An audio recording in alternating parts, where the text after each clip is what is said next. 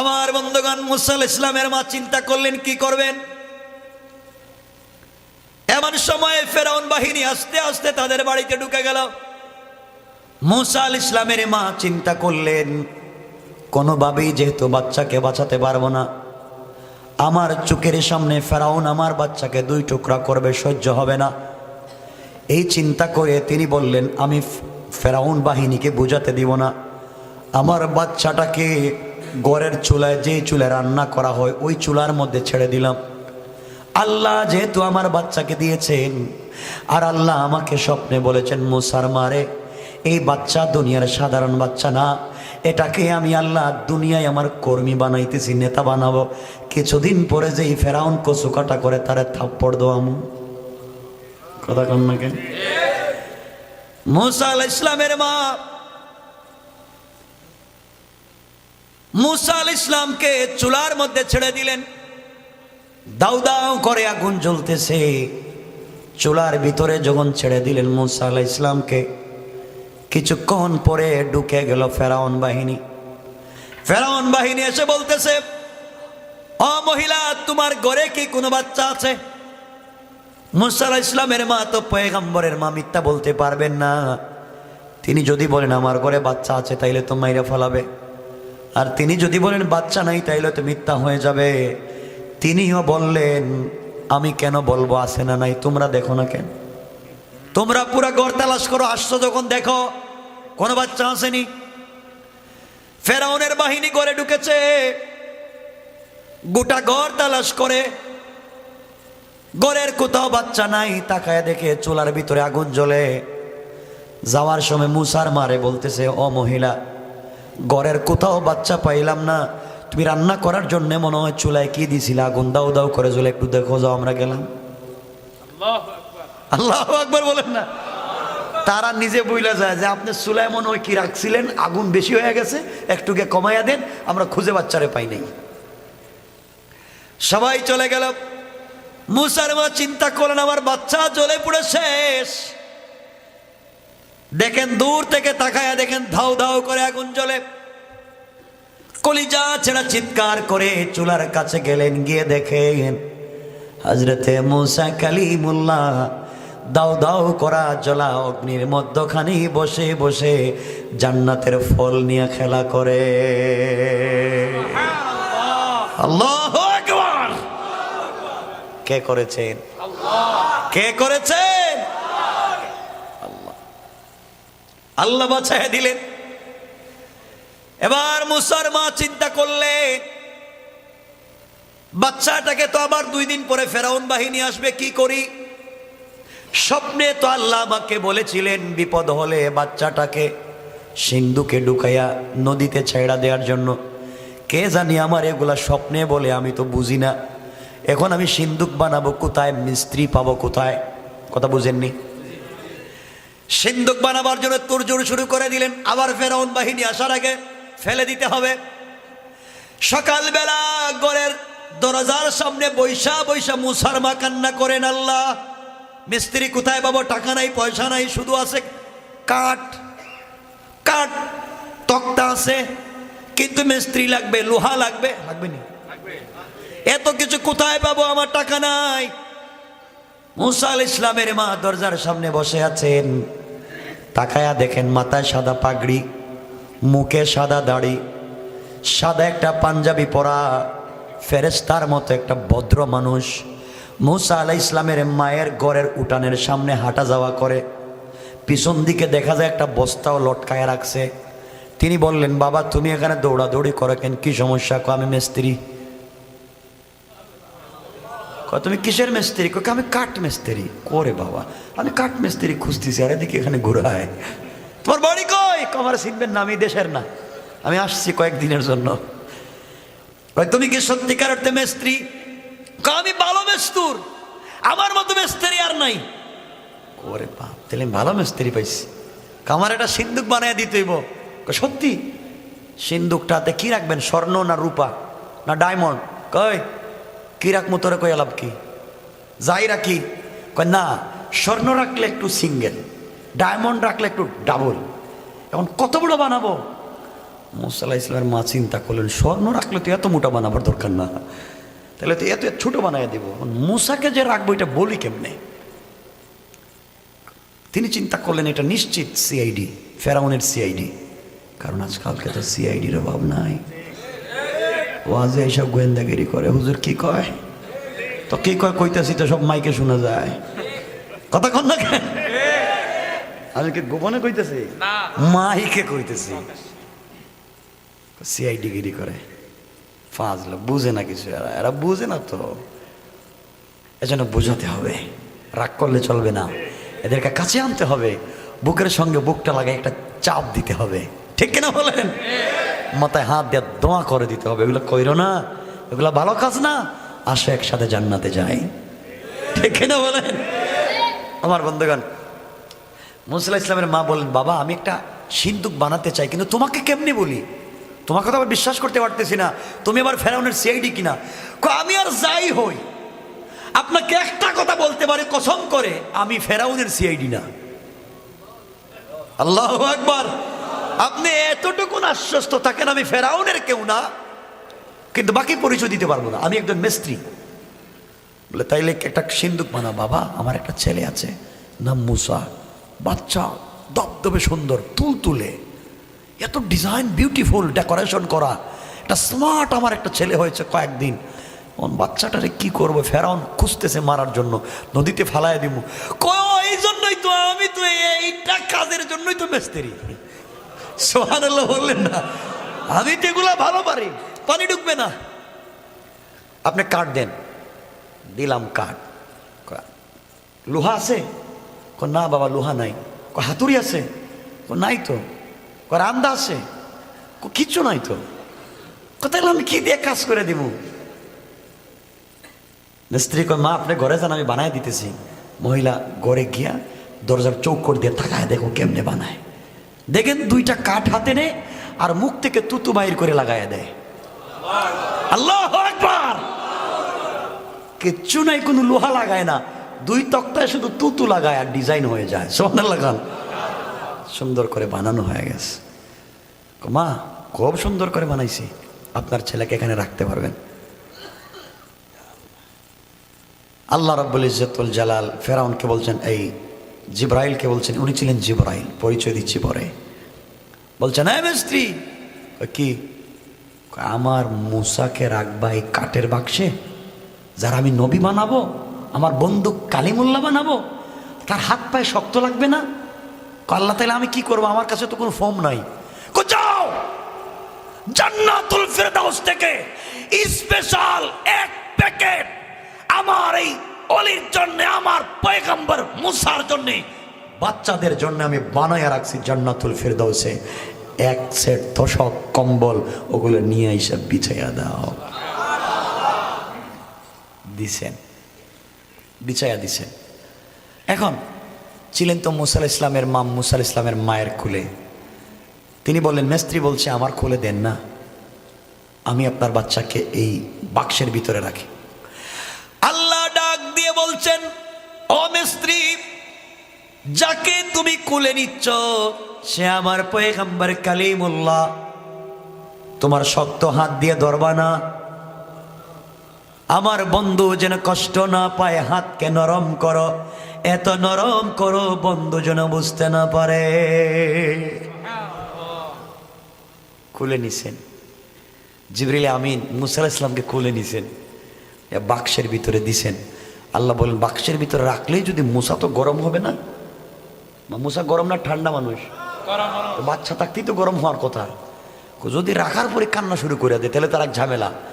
আল্লাহ বললেন, ও জিবরাইল, তুমি এক কাজ করো, আমার এই বন্ধুর বাক্সের ভিতরে একটা ফু দাও, ফু দিলেই ঘুমাই যাইব। সুবহানাল্লাহ বললেন না? ফু দিলেই ঘুমাই যাইব, একটা দাও না, ঝাড়ফুঁক করে দাও। দিছেন, মায়ের কোল থেকে আইনা বাচ্চাকে শোয়াইতে ঘুমাই গেছে। না সুবহানাল্লাহ, এটা আগামী বছর করে লইব। সুবহানাল্লাহ। এবার মুসা আলাইহিস সালামের মা বলছেন, বাবা তুমি কে, তোমারে চিনলাম না। এবার মিস্ত্রি ডাক দিয়ে বলছেন, মারে আপনি আমাকে চিনবেন না, আল্লাহ আমাকে আসমান থেকে পাঠাইছেন মিস্ত্রি হিসাবে, বক্স বানাইয়া দেওয়ার জন্যে। আমি দুনিয়ার সাধারণ কোনো মিস্ত্রি না, আমি হলাম আল্লাহর একজন রহমতের ফেরেশতা, হযরতে জিবরাইল। একটু শান্তি পাইছেন? ও জিবরাইল, এখন কি কয়? এখন এটা আপনি নদীতে ছেড়ে দিবেন। বাক্স, আমার ছেলে কাঁদবে না। কয় কান্দার কোনো কারণই নাই। বক্সটাকে, বাক্সকে এমনভাবে সিন্দুক বানাইছে যে এই দেশের কোন মিস্ত্রি এভাবে বানাতে পারবে না। মানে এই দেশের না, ওই সময়কার দেশের কোন মিস্ত্রি এভাবে বানাতে পারবে না। কারণ লোহা লাগবে না, লাগবে না? এখানে লোহা আছে? কিছু নাই। ছাইড়া দিয়েছেন নদীতে। 1-2 মিনিটে বইলে দিব। নদীতে ছাড়ার পরে মুসা আলাইহিস সালামের মা তার এক বোনকে বলছেন, মুসার বোনকে বলছেন, যা তুই জঙ্গলে হাঁটবে আর আমার এই বাচ্চার বাক্সটা নদীতে যাবে, দেখ কোথায় যায়। আমার বন্ধুগণ, মুসা আলাইহিস সালামের বোন জঙ্গল দিয়ে হাঁটে আর বাক্স সামনের দিকে যায়। যেতে যেতে সহিহ riwayat ফেরাউনের নদীর ঘাটে গিয়ে পৌঁছে গেল। পৌঁছার পরে ফেরাউনের স্ত্রী হযরতে আসিয়ার জন্য 2 জন দাসী ছিল। কেউ বলেছেন তাদের একটা পালক মেয়ে ছিল, তার 2 জন দাসী ছিল। নদীতে পানি নেওয়ার জন্য এসেছিল।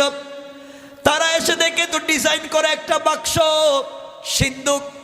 2 জন চিন্তা করে চুরি করে নেওয়া যাওয়ার সময় হয়তো বাদশার বাড়ি থেকে পানিতে ফালায়া গেছে, এর ভিতরে স্বর্ণালঙ্কার আছে, আমরা নিয়ে যাই।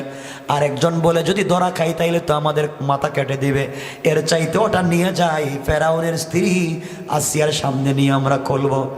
2 জন মিলে সিন্দুকটাকে কান্দে উঠালো।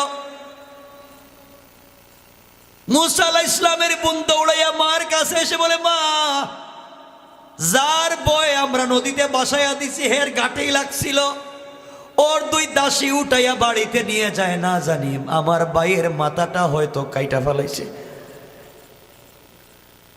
মা বলে দিলেন, মেয়েরা যা, ওখানে গিয়ে দেখ কি করে। ও বাড়ির সামনে দাঁড়ায় আছে। 2 দাসী মিলে আসিয়ার সামনে যখন সিন্দুক রেখেছে, মা, আমরা এটা নদীতে পেয়েছি, খুলে দেখেন। আসিয়া দেখে তো ডিজাইন করা, এটা কোত্থেকে এলো? খুলেছেন, খুলতে দেরি হয়েছে। আল্লাহ আগেই মুসাকে, ছোট মানুষ, ওহে করে দিলেন। মুসা ঘুমাইছিল, এতক্ষণ ছিল মায়ের কোলে, এখন সিন্দুকের ভিতরে। যখন সিন্দুকের মুখটা খুলে দেওয়া হবে, আসিয়া যখন মুখটা খুলবে, আসিয়ার চেহারার দিকে তাকায়া তুমি একটা মুস্কি হাসি দিবা। আল্লাহু আকবার! একটা হাসিতে যেন কলিজায় ধরে যায়। সিন্দুকের মুখটা খোলা হলো, খুলতে দেরি হয়েছে। মুসা আলাইহিস সালাম আসিয়ার চেহারার দিকে তাকাইয়া যখন মুস্কি হাসলেন, আসিয়ার কলিজায় লেগে গেল। টান দিয়ে খুলে উঠে নিয়ে বলেন, আহারে চাঁদের মতো চেহারা বাচ্চাটা, কার জানি বাচ্চা, কোন দেশ থেকে আসছে, এই বাচ্চাটাকে আজকে থেকে আমি আমার ছেলে বানাইয়া দিব। কই যাইতেছে দেখতেছেন?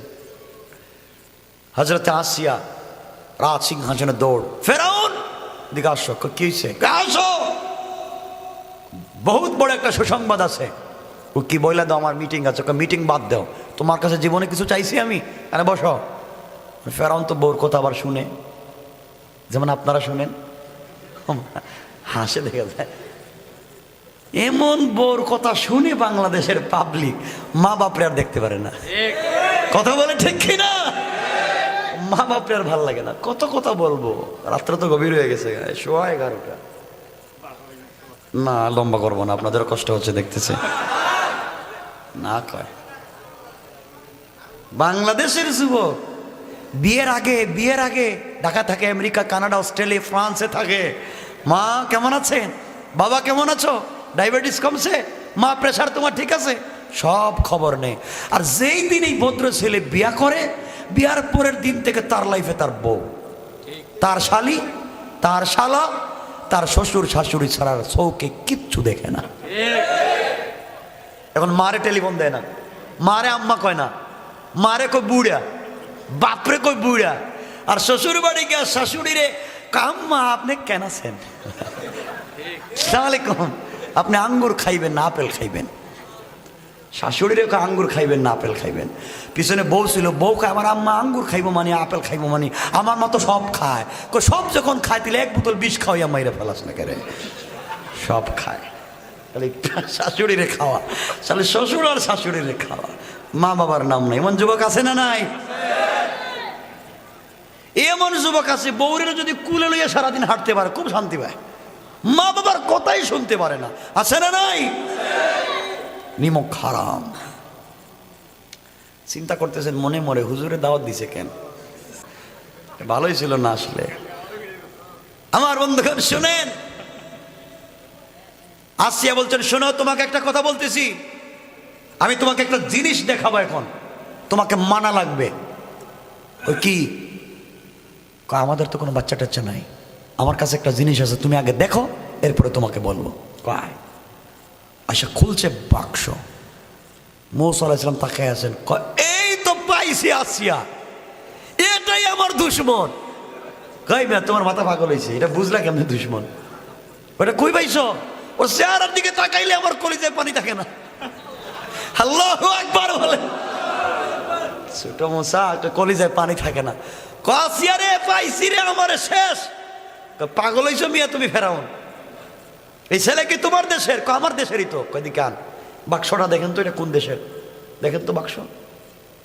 ফেরাউন না তো, বাক্স তো মনে হয় এই দেশের কোনো মিস্ত্রি বানাইছে না। বুঝছেনই তো, এটা অন্য কোনো দেশ থেকে বাইশে বাইশে আসছে কি, আমাদের দেশের কোনো মিস্ত্রি বানায় নাই। কোথায় ঠিক আছে দেখতেছি, এটা তো আমাদের দেশের কোনো মিস্ত্রি বানাইতে পারে না, অন্য কোনো দেশের মিস্ত্রি মনে হয়। তাহলে আপনি তো আপনার দেশের বাচ্চাদেরকে জবাই করতেছেন, অন্য দেশের বাচ্চা তো আর জবাই করার কথা না। আমাদের কোনো ছেলে মেয়ে নাই, ওইটারে লালন পালন করি না কেন? এমন সময় আল্লাহ বলছেন মুসা ফেরাউনের দিকে তাকাই একটু হাসো না। আল্লাহু আকবার।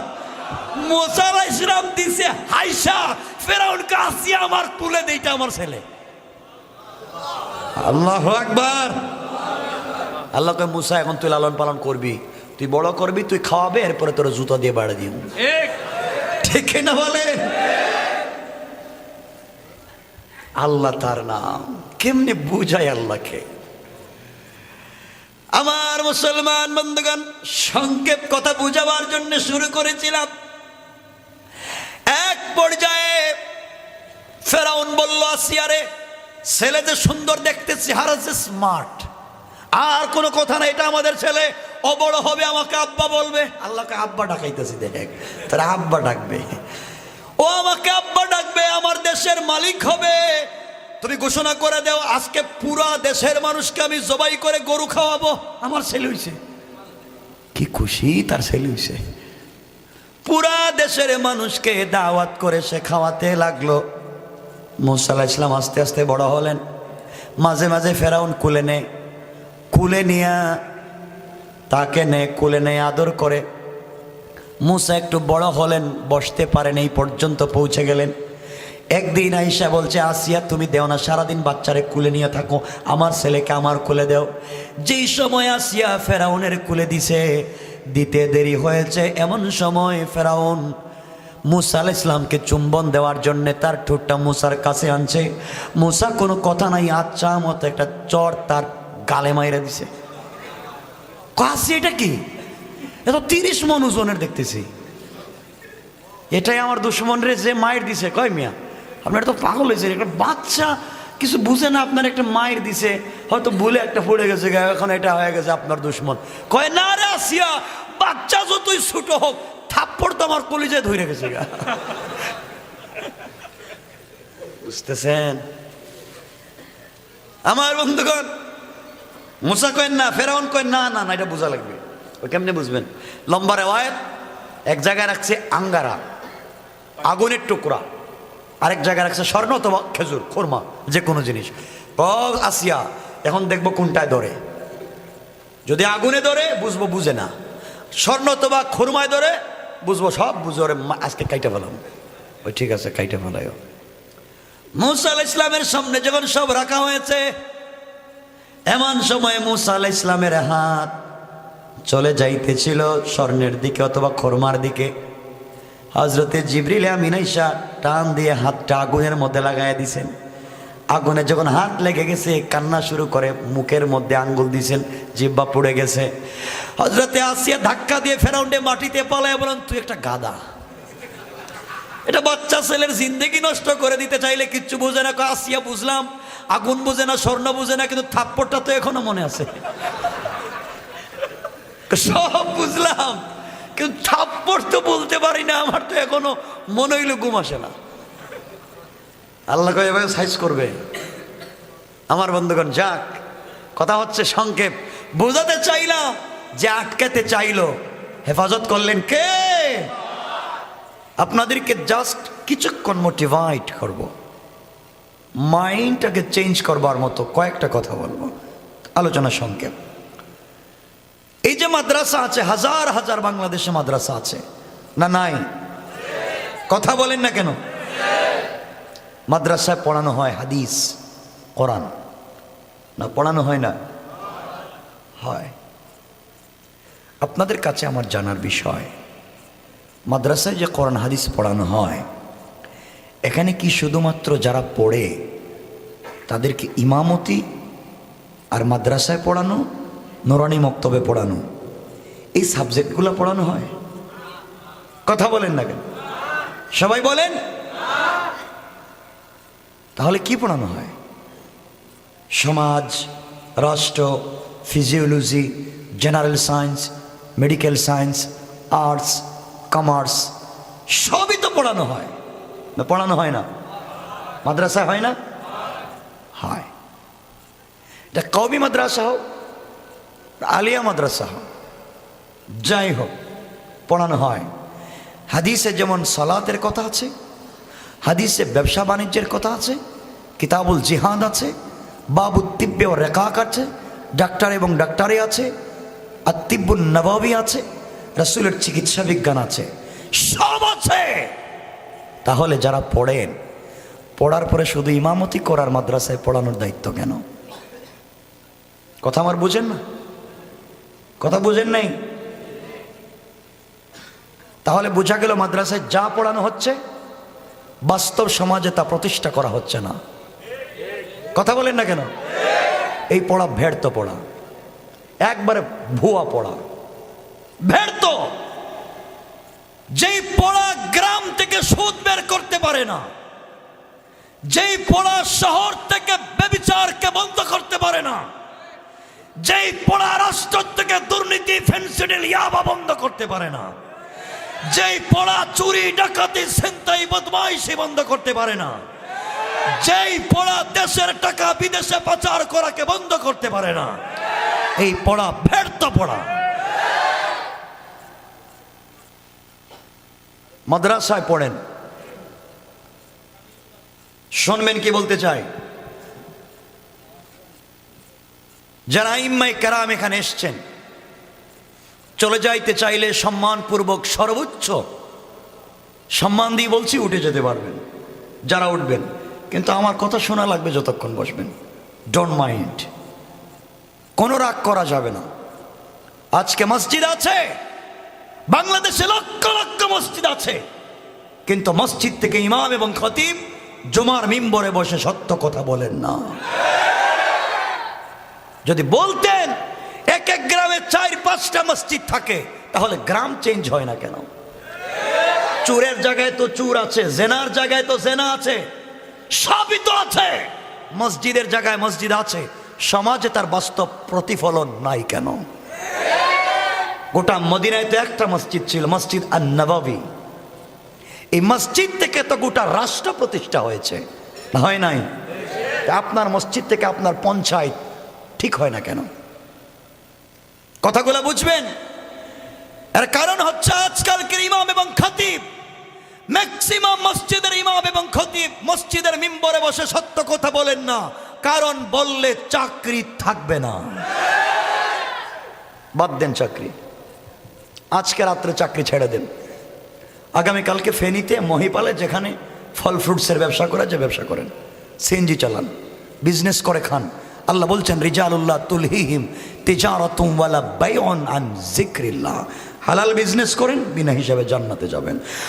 আর এই চেয়ারে যদি বসতে হয়, এটা আপনার চেয়ার নয়, এটা চেয়ার নয়, এই চেয়ারে বসেছিলেন রাসূলে পাক, এই চেয়ারে বসেছেন আবু বকর। রাসূল সত্য বলতে দান শহীদ করেছেন, মাথায় কড়া প্রবিষ্ট করেছেন। হযরত আবু বকরকে পিটাইয়া মক্কায় অজ্ঞান করে ফেলে দেওয়া হয়েছে। এই চেয়ারে বসে সত্য বলবার অপরাধে হযরত ওমরকে ফজরের সালাতে খঞ্জর মারে শহীদ করা হয়েছে। হযরত উসমানকে সত্য কথা বলবার অপরাধে কোরআন তিলাওয়াতরত অবস্থায় শহীদ করা হয়েছে। হযরত আলীকে কুফার রাস্তায় শহীদ করে দেওয়া হয়েছে। হযরত হুসাইনকে কারবালায় শহীদ করে দেওয়া হয়েছে। আপনিও সত্য কথা বলবেন, মরে যাবেন, সত্য বন্ধ করা যাবে না। আপনাকে ঈমান নিয়ে বেঁচে থাকা লাগবে, না হয় বাদ দেন, দরকার নাই চাকরির। কথা বোঝেন আমার? কয়েক মিনিট কথা বলবো। এই যে ভাইগুলার ভালোবাসা আসছে, যে কোনো কারণে আসার কথা বাদই ছিল। আমার কথা রাগ করবেন না, আর আমার কথায় কেউ বাধা দিবেন না, কারণ আমাকে যারা চিনেন না তো চিনেন না, যারা চিনেন তো চিনেনি। বাধা দিয়ে খামাকা ঝামেলা পাকায় লাভ নাই, কারণ আপনারা জানেন সবাইকে কিন্তু ঠোকা দিয়ে লাভ নাই। কারণ আমি যখন কথা বলতে আসি তখন আমার এক বন্ধু আছে, আমার এক বন্ধু, তো আমি আমার বন্ধুর কাছে বলি, বন্ধু তোমার কথা পাবলিকের কাছে বলতে যাচ্ছি, তোমার তাওহীদের দাওয়াত দেব। এই বন্ধুর কাছে আমি আমার গোটা বডিকে আমানত দিয়ে আসি। বন্ধু তোমার কাছে আমানত রাখলাম, তোমার কথা বলবো পাবলিকের কাছে, তুমি আমার বডির হেফাজত করবা। সেই বন্ধুর নাম হচ্ছে আল্লাহ। এজন্য আপনাকে সত্য কথা শোনাইয়া দিচ্ছি। শোনেন মুসলমান, আজকালকে ইমাম সাহেব যেমন জুমার মিম্বরে সত্য কথা বলেন না, বাংলাদেশের ম্যাক্সিমাম মসজিদের সভাপতি সুদখোর, ক্যাশিয়ার ঘুষখোর, আর সেক্রেটারি দুর্নীতিবাজ আর চাঁদাবাজ। ভুল বলছি? আপনারা একটা স্টাম্প আমাকে দেন, লেখা দিব, জিন্দেগিতে এলাকায় আসবো না, না আসলে চলবে আমার, কিন্তু যা বলবো শোনা লাগবে। আজ দিন কোথাও নাই। আজ থেকে 50 বছর আগে আপনাদের এই, এটা কোন এলাকা? ফেনী।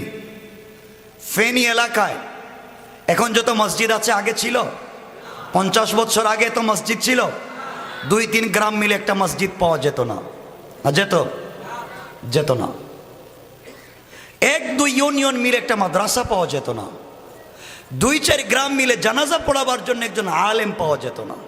ঠিক বললাম না? মাদ্রাসা ছিল না, মসজিদ ছিল না, আলেম ছিলেন না।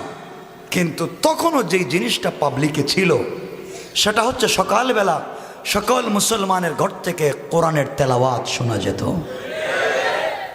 না ভুল বলেছি? আজকে মাদ্রাসা আছে, অভাব নাই, গ্রামে গ্রামে মাদ্রাসা, এক এক গ্রামে 2-4টা মসজিদ আছে, এক এক গ্রামে 5-10-20 জন আলেম আছে, সব আছে।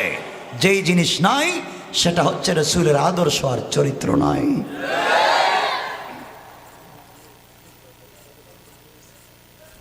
আমি জানি না আপনাদের এলাকার কন্ডিশন, আমি আসিনি কখনো। দেখবেন এলাকায় অনেক মোড়ল আছে, অনেক মাতব্বর আছে, অনেক বিচারী আছে, ভিলেজ পলিটিক্স করেন। যারা গ্রামের রাজনীতি করতে গিয়ে, গ্রামে ভিলেজ পলিটিক্স করতে গিয়ে 1 কাপ লাল চা খায়া এদিকের বিচারকে এদিকে দিয়ে দেয়। কিসের ইমান তোমার? তুমি একটা জানোয়ার। ইসলামের নাম দিয়ে ধোঁকাবাজি করে যাচ্ছ সমাজে। আর যদি আপনি বলেন আঙ্কেল এই যে এটা কি, এটা কি 500 অথবা 5000, তাইলে আপনি মার্ডার কেসের আসামি হইল খালাস।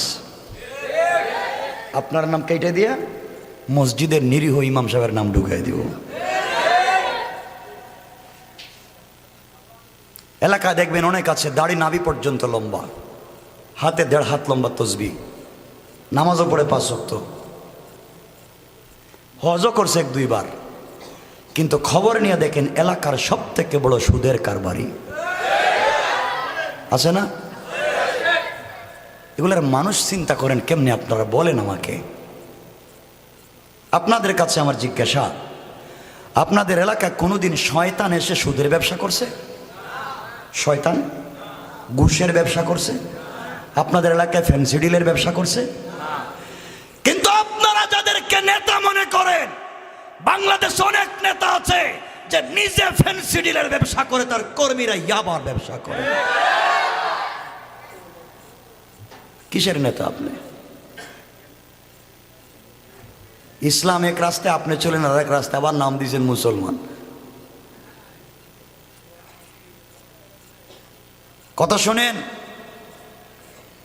আপনাদের এখানে যারা আছেন, আমি চিনি না কাউকে। আমার এখানে অনেক নেতা কর্মী থাকতে পারবেন বিভিন্ন দলের, আপত্তি নেই। হয়তো আপনি নেতা, আপনার কর্মী আছে, বাহিনী আছে, অথবা আপনি কর্মী, আপনার কোনো নেতা আছে। তো আপনার নেতার কোয়ালিটি আর কন্ডিশন গম চুর, চাল চুর, কালবাডের টাকা চুর। কথা বলেন, ভুল বলছি? মসজিদের কেসের টাকা, মাদ্রাসার কেসের টাকা, বিধবার ভাতার টাকা, বাচ্চাদের স্কুলের দুধের টাকা, সব মাইরা মরা মানুষের কাফনের টাকাও বিক্রি করে খায়। এই হচ্ছে নেতা। সুরগুলারে কেমনে নেতা বানান? আমিও কর্মী, আমারও একজন নেতা আছে, আমি একজনকে ভালোবাসি, আমি তার আদর্শে বিশ্বাস করি। আমিও কর্মী, আমার একজন নেতা আছে, আমি আমার একজনকে নেতা মানি, যেই নেতা তার 63 বছরের জিন্দেগিতে একটা মিথ্যা কথা বলে নাই।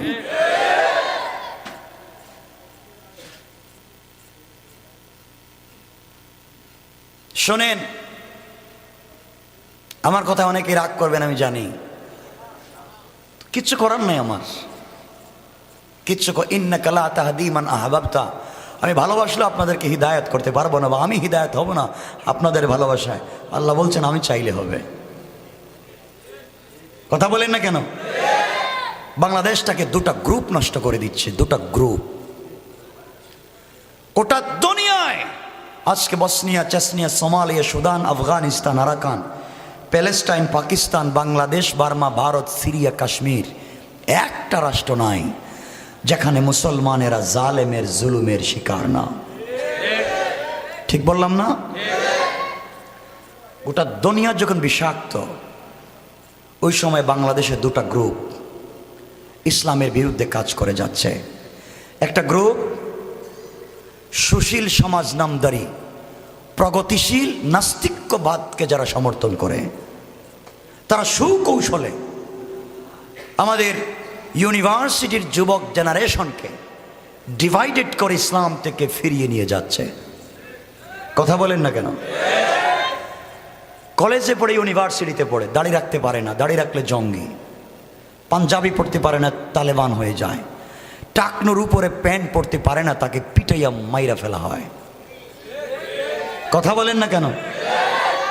একটা গ্রুপ, যেমন এই গ্রুপে বর্তমানে যোগ দিয়েছেন আমাদের ডক্টর জাফরুল্লাহ স্যার, সম্মান করে বলছি। আর আরেকটা গ্রুপ আছে আশিকে রসুল নামদারি ভণ্ড পীর, আছে না? খানকায় বৈশাখ, পীরের অভাব নেই বাংলাদেশ। এত পীর থাকতে দেশের এত অবস্থা খারাপ কেন? মনে রাখবেন মুসলমান, শোনো কথা, ইসলাম এত সহজ জিনিসের নাম নয় যে চাইলাম আর জান্নাতে চলে গেলাম। আল্লাহ বলছেন আম হাসিবতুম আন তাদখুলুল জান্নাহ, এত সহজ জিনিস জান্নাত, এত সহজে জান্নাত। অথচ তোমাদের আগে যারা চলে গেছে এদের মতো জুলুম নির্যাতন তোমার উপরে চলে নাই, সোজা সোজা জান্নাত এত সহজ নয়। আমি উলামায়ে কেরামকে বলছি, রাসূল পাক সাল্লাল্লাহু আলাইহি ওয়াসাল্লাম মসজিদে নববীর ইমাম ছিলেন না? ছিলেন না? এতটুকুনি কথা বলেন না কেন? তিনি এই মসজিদের খতিব ছিলেন না? ছিলেন না? ওনার দুটো মাদ্রাসা ছিল, মাদ্রাসায় দারুল আরকাম, মাদ্রাসায় সুফা। এই মাদ্রাসার শিক্ষকও তিনি ছিলেন। ঠিক বললাম না? তিনি ইমাম ছিলেন, খতিব ছিলেন, শিক্ষকও ছিলেন। এই দায়িত্ব শেষ? তাহলে আমরা তো ইমাম, খতিব আর শিক্ষক, এরপরে তো আমাদের কোনো দায়িত্ব নাই। নবীজি যেমন মসজিদের ইমাম ছিলেন, তিনি যুদ্ধের ময়দানে সেনাপতিও ছিলেন। এই সুন্নত নাই কেন আপনার কাছে? রসুল সুতার টুপিও পরেছেন, প্রয়োজন বোধে লোহার টুপিও পরেছেন। এই সুতার কাপড়ও পরেছেন, প্রয়োজন বোধে লোহার কাপড়ও পরেছেন। যেই নবীজি মসজিদের ইমাম ছিলেন, মাদ্রাসার শিক্ষক ছিলেন, তিনি মদিনার রাষ্ট্রের প্রেসিডেন্টও ছিলেন। ছিলেন না? ছিলেন। কথাগুলো মনোযোগ দিয়ে শুনবেন। রাসূল যে প্রেসিডেন্ট ছিলেন, তার সংসদ ভবনটা কোথায় ছিল? কোথায়? কিছু বলতে পারে না। কোথায়? মসজিদে। তাহলে আপনাদের এই পুরা ফেনী এলাকায়, এখন আপনারা উঠেন এখান থেকে 4 জন, পুরা ফেনী এলাকা মোটর সাইকেল দিয়ে ঘুরবেন, ঘুরে দেখবেন একটা মসজিদ খোলা নাই, সব তালা দেওয়া। কথা বলেন না? মসজিদ তালা কেন? মসজিদ কি গুদামঘর? তালা দেওয়া কেন? যে আমরা নামাজ পড়ি, নামাজ পড়বার জায়গা মসজিদ না। নামাজ পড়বার জায়গা মসজিদ শুধু নয়, আল্লাহ বলেছেন যারা মুসলিম তাদের জন্য গোটা জমিনটা নামাজের জায়গা। যেখানে নামাজের সময় হবে সেখানে নামাজ পড়বে। বিমানে যদি থাকে সময় হয়ে যায় ওখানে নামাজ পড়বে।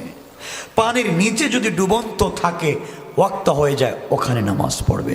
ঠিক বললাম না? জায়গার প্রয়োজন নাই, যেখানে চাইবে ওখানে সালাত পড়বে।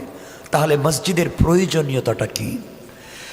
মসজিদের প্রয়োজনীয়তা ছিল যেই মসজিদ থেকে নামাজ কায়েম হয়, এই মসজিদ থেকে রাষ্ট্র পরিচালিত হবে।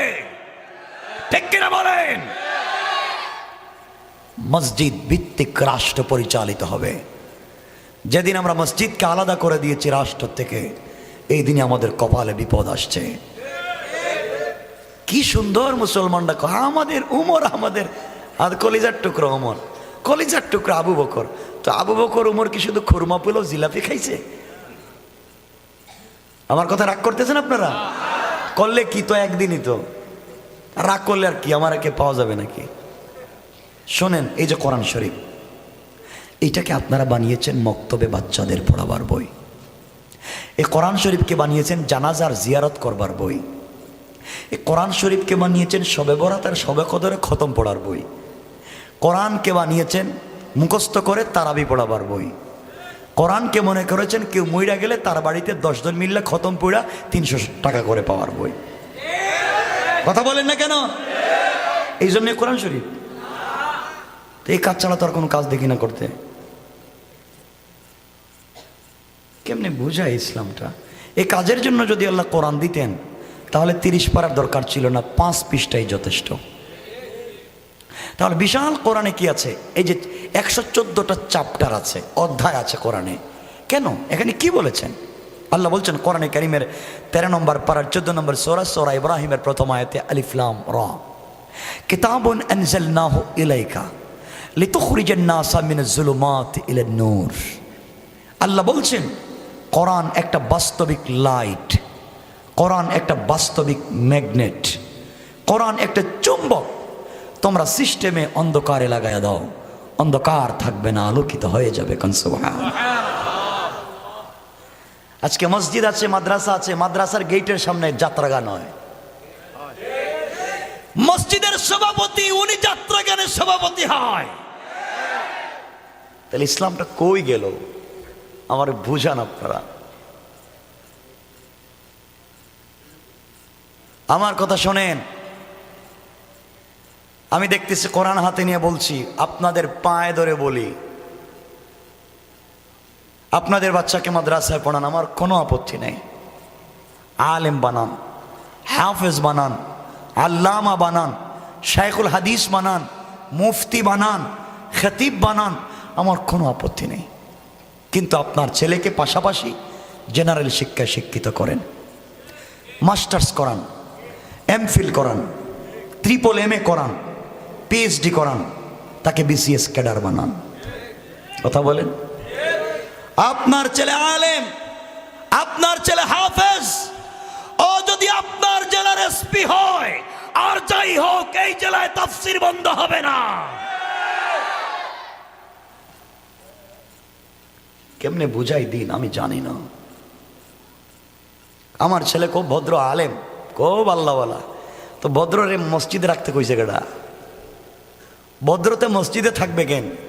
ভদ্র তো থাকবে সাব রেজিস্ট্রার অফিসের সাব রেজিস্ট্রার, ভদ্র থাকবে ইউএনও টিওনো, ভদ্র থাকবে এই থানার ওসি।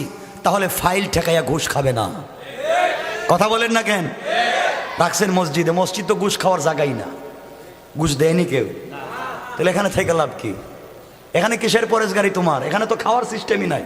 তুমি যে আলেম, তুমি যে ভদ্র, তুমি যাও মন্ত্রণালয়ে, তুমি যাও সচিবালয়ে, তুমি হও এসপি আর DC, additional DIG, DIG IGP হও, তখন দেখবো বান্ডিল পাইলে জিব্বা ঠিক থাকেনি। যদি থাকে তুমি মুত্তাকিব, আর না হয় তুমি চরম বাটপার। ঠিক কিনা বলেন? আপনি আলেম, আপনি বলেন আমি খুব ভালো, আমার মেয়ে পর্দা করে। আরে আপনি আলেম তো আপনার বউ আর আপনার মেয়ে তো পর্দা করবেই। হ্যাঁ, মাদ্রাসায় পড়ে মেয়ে, আমি পর্দা করি, তো তোমার পর্দার এটার কোনো গুরুত্বই নাই। তুমি মাদ্রাসায় পড়ো, পর্দা না করলে তো মাদ্রাসায় ঢুকতেই পারবে না। কথা বলো না কেন?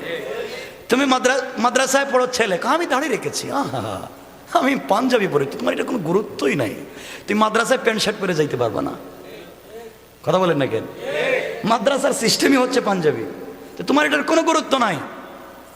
যদি কোনো ইংলিশ মিডিয়ামের একটা ছেলে, ইউনিভার্সিটির একটা ছেলে, সে যদি বলে আমি দাড়ি রেখেছি, আমি পাঞ্জাবি পরেছি, তাকে পুরস্কার দেওয়ার দরকার, কারণ তার আবহাওয়া অনুকূলে নয় প্রতিকূলে। ইসলাম শেখাচ্ছে না। কোথায় ইসলাম, কোথায় চিন্তা আমাদের? এজন্য আপনাদেরকে বলবো, পেটে পাথর বাঁধেন, মাসের পর মাস না খেয়ে থাকেন, আপনাদের বাচ্চাদেরকে বাংলাদেশের বিভিন্ন মন্ত্রণালয় পাঠান। আমি চাই এমন একটা বাংলাদেশ দেখতে চাই যে আপনার থানার ওসি, উনি জেনারেল শিক্ষিত ওসি হবেন, আবার নামাজের সময় হয়ে গেলে তার সঙ্গী সাথে নিয়ে ইমামতি করবেন।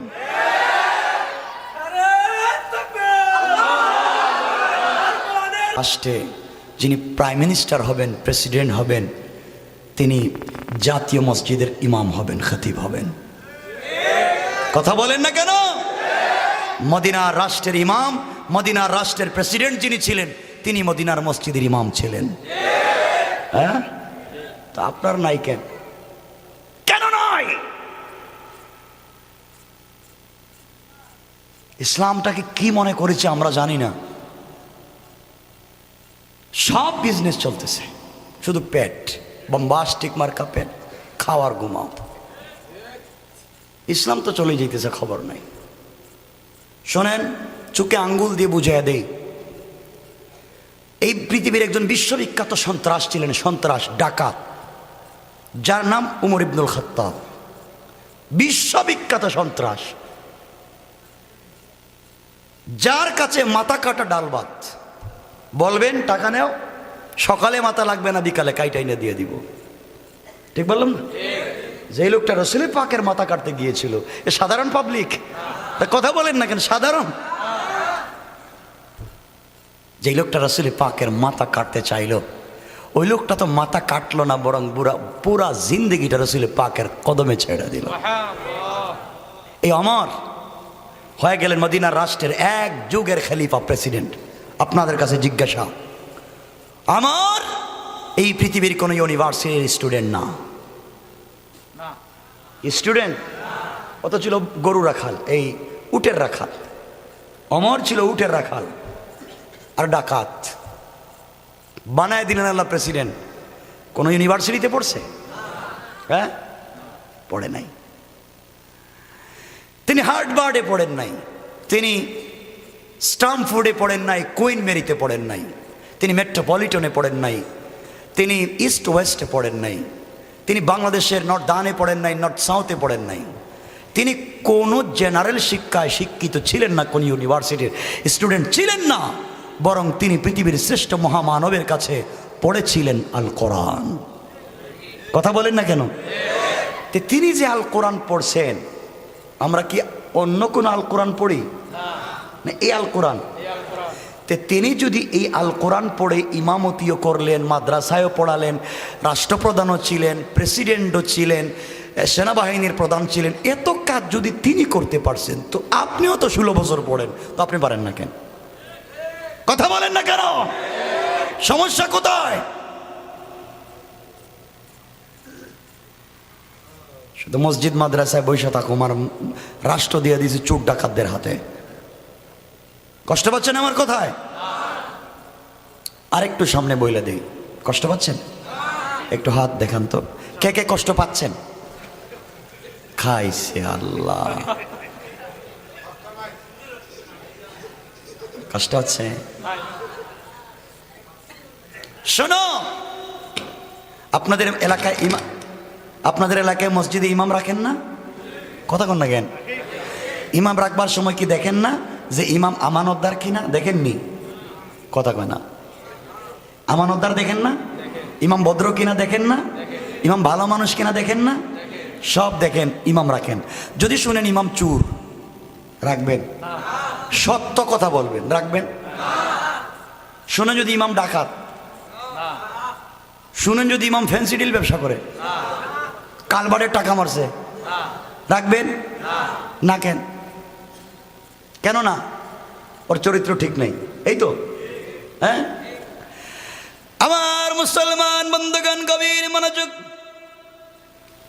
আপনার এলাকার মসজিদের 3-4-500 জন মুসল্লির ইমাম আমানতদার না হলে ইমামতি চলে না।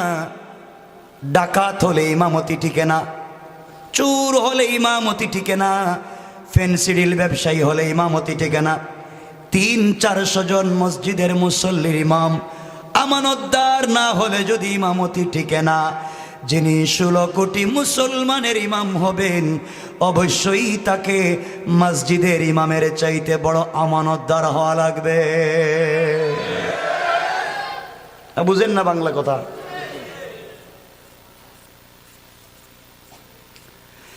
300-400 জন মুসল্লির ইমাম আমানতদার না হলে চলে না। তাইলে আপনারা বুট দিয়া চোর ডাকাত ফেন্সিডিল ব্যবসায়ী বা ব্যবসায়ী দুর্নীতিবাজদেরকে যারা ইমাম বানাইছেন, ইমামও যাবে জাহান্নামে, আর মুসল্লি যারা বুট দিয়ে ইমাম বানাইছে তারাও যাবে জাহান্নামে। ঠিক কিনা বলেন? ইমামতি পাইছেন, সহজ ইসলাম। আমরা এগুলাতে নাই। আর মসজিদ মাদ্রাসাতে সুবহানাল্লাহ, সুবহানাল্লাহ, সুবহানাল্লাহর ইসলাম। আমরা জানি আমার কথা আপনাদের কষ্ট লাগবে, আমি জানি। আমার মুসলমান বন্ধুগণ, গভীর মনোযোগ।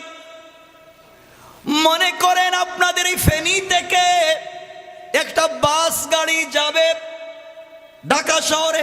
কোথায় যাবে? কি গাড়ি? সবাই বলেন না। সিট আছে 40টা। কয়টা? সবাই বলেন। 40টা সিটের গাড়ি যাবে ঢাকা। প্যাসেঞ্জারের 40টা সিটের 10টা সিটে বসেছেন বাংলাদেশের বিশ্ববিখ্যাত 10 জন শায়খুল হাদিস। আরো 10টা সিটে বসেছেন বাংলাদেশের বিশ্ববিখ্যাত 10 জন পীর। কয়টা গেছে? সবাই বলেন। আরো 10টা সিটে বসেছেন বাংলাদেশের বিশ্ববিখ্যাত 10 জন আল্লামা খতিব। আরো 10টা সিটে বসেছেন বিশ্ববিখ্যাত 10 জন মুফতি। কথা বলেন। গাড়ির 40টা সিটে শায়খুল হাদিস, আল্লামা, পীর, মুফতি, বড় বড় আলিম 40 জন গাড়ির ভিতরে বসেছেন। 40টা প্যাসেঞ্জারের সিট ফিল আপ। আপনাদের কাছে আমার জানার বিষয়, এই গাড়ির মতো বরকতি ভালো গাড়ি কি আর আছে? কথা বলে। যে গাড়ির প্যাসেঞ্জারের সিটে শায়খুল হাদিস বসা, আল্লামা বসা, পীর বসা, বুজুর্গ বসা, মুফতি বসা, সবাই বসে বসে কেউ আল্লাহর নামের জিকির করে, কেউ তো কোরআন তিলাওয়াত করেন, কেউ তাসবিহ পড়েন, যার যার মতো করে আল্লাহর নামের জিকির চলতেছে। কোথায় বসে? আরে বাসে না, প্যাসেঞ্জারের সিটে। কোথায় বসে? প্যাসেঞ্জারের সিটে বসে সবাই জিকির করেন। গাড়ি যাবে ঢাকা, সবাই যখন প্যাসেঞ্জারের সিটে বসে জিকির করে যাচ্ছে, গাড়ি চলতে লাগলো ঢাকার পথে। কিন্তু ড্রাইভিং সিটে যাকে বসায় রাখছেন, ড্রাইভার হলো একটা মাতাল। কি ড্রাইভার? মাতাল। আর প্যাসেঞ্জারের সিটে সব আল্লাহওয়ালা। প্যাসেঞ্জারের সিটে বসে সবাই জিকির করে যায়, ড্রাইভিং সিটে মাতালকে বসাইয়া রেখেছে। মাতাল ড্রাইভার যখন গাড়ি চালায়, চালাতে চালাতে মেঘনা নদীর সামনে ব্রিজে যাওয়ার পরে, মেঘনা ব্রিজে গাড়ি না উঠাইয়া মাতাল ড্রাইভার গাড়ি মেঘনা নদীতে ছাইড়া দিছে। মেঘনা নদীতে গাড়ি যখন ছাইড়া দিল, গাড়িও ডুবেছে, গাড়িও ভাঙছে, ড্রাইভারও মরেছে, কিন্তু প্যাসেঞ্জারের কিছু হবে না। কয় হবে? ওমা হবে না? কয় হবে? হবে। পিসাব বুঝুন না, পিসাব তো মুফতি সাহেব সব সমস্যা। সমস্যা ড্রাইভার মাতাল, সব তো ঠিক আছে, ড্রাইভার মাতাল, সব গেছে গা, ঠিক না? সুতরাং ফেনী থেকে ঢাকা পর্যন্ত পৌঁছতে হলে প্যাসেঞ্জারের সিটে বসে জিকিরি করে লাভ নাই। গাড়ি যদি ভালো রাখতে হয়, 40 জন প্যাসেঞ্জার যদি ভালো থাকতে হয়, ড্রাইভিং প্যাসেঞ্জারের সিটে বসে জিকিরি করে লাভ নাই। ভালো অবস্থায় সবাই পৌঁছতে হলে আগে ড্রাইভার ড্রাইভিং সিটের মাতাল ড্রাইভারকে পাল্টাও। এই কথা যদি বুঝেন, 18 কোটি মুসলমানের ড্রাইভিং সিটে মাতালকে বসাইয়া খানকায় বসে জিকির করে লাভ নাই, মাদ্রাসায় বসে হাদিস পড়ে লাভ নাই, মসজিদের কর্নারে বসে তাসবিহ টিপে লাভ নাই। ওই মাতাল ড্রাইভার যদি গাড়ি অ্যাক্সিডেন্ট করে, ড্রাইভারও মরবে, 16 কোটির গাড়িও ভাঙবে, 18 কোটিও ডুববে। আপনি পীরও যাবেন, মুরিদও যাবে, খানকাও যাবে, মাদ্রাসাও যাবে, মসজিদও যাবে। সুতরাং 18 কোটি প্যাসেঞ্জারের গাড়িকে যদি বাঁচাতে হয়, ড্রাইভিং সিটে বসে জিকিরি করে লাভ নাই। আগে 18 কোটি প্যাসেঞ্জারের ড্রাইভিং সিটের মাতালকে পাল্টাও।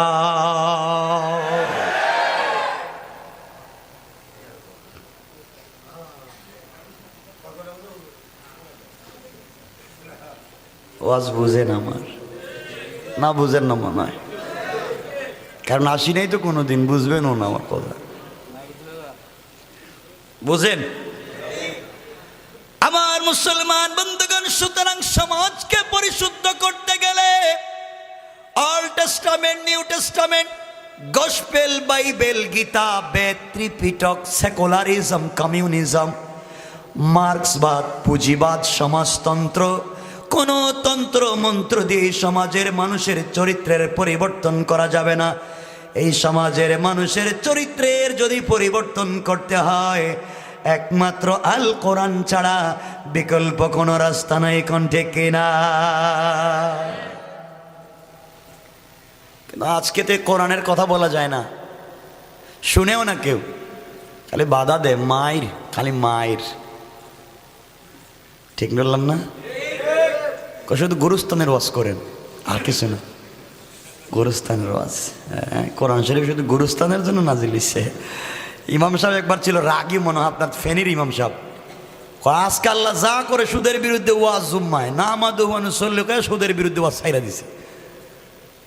ডাইন দিকে তাকায় দেখা সভাপতি, এলাকার সব থেকে বড় সুদের কারবারি। ইমাম সাহেবকে আল্লাহ রে আল্লাহ, চাকরি তো গেছে গা।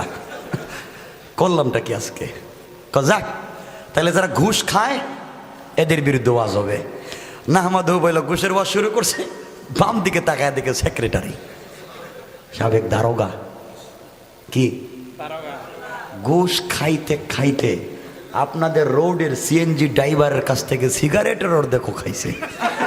ঠিক কিনা বলেন? গভীর রাত্রে রাস্তায় হাইওয়ে গাড়ি থামায়, হাইওয়ে থেকে থামো, স্যার সমস্যা কি? কাগজ দেখা, কই জানেন কাগজ ঠিক আছে তো? ঠিক আছে স্যার, সব ঠিক তো? তো ড্রাইভিং লাইসেন্স আছে স্যার? 500 টাকা দে। কমা কাগজ দিলেন, কাগজ বললেন, কাগজ দেখাইলাম ঠিক আছে, ড্রাইভিং লাইসেন্স ঠিক আছে, 500 টাকা দিমু কেন? তোর গাড়ির লাইটের পাওয়ার বেশি।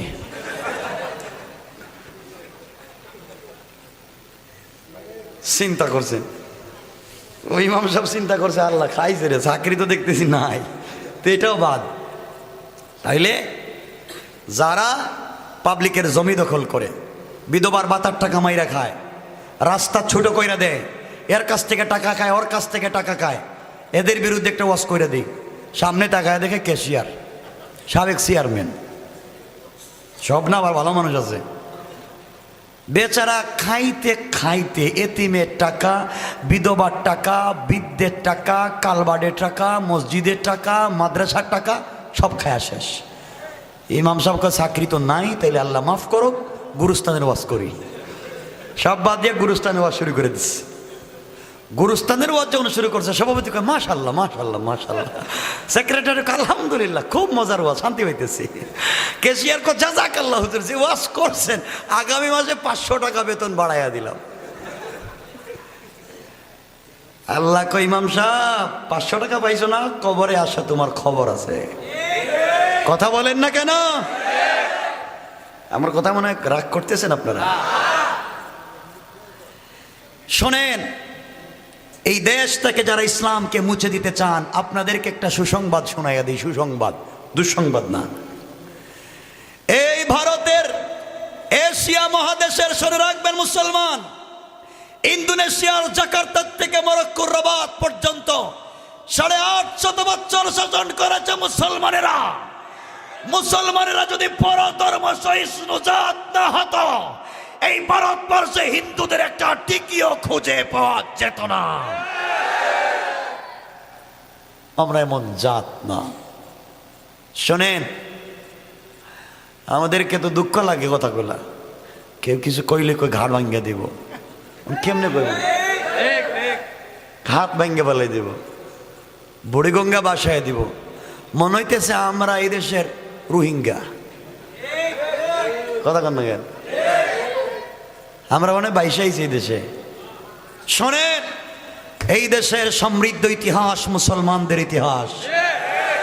এই দেশ মুসলমানেরা বেঁচে আসে নাই।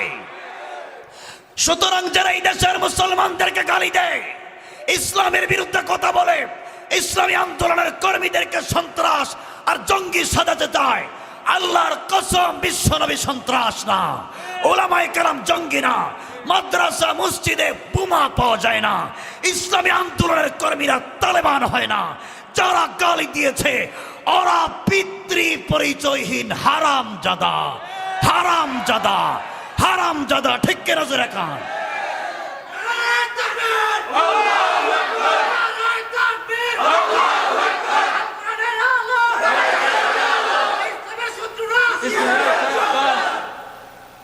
বুঝেন আমার কথা? সমাজে অন্যায় চলবে না, সব বাদ দিতে হবে।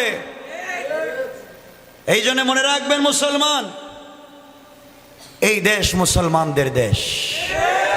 সবাই বলেন, আলিম উলামার দেশ, পীর বুজুর্গের দেশ, অলি আব্দালের দেশ, গৌস কুতুবের দেশ, শাহজালাল শাহপরানের দেশ, 360 আউলিয়ার দেশ, 12 আউলিয়ার দেশ।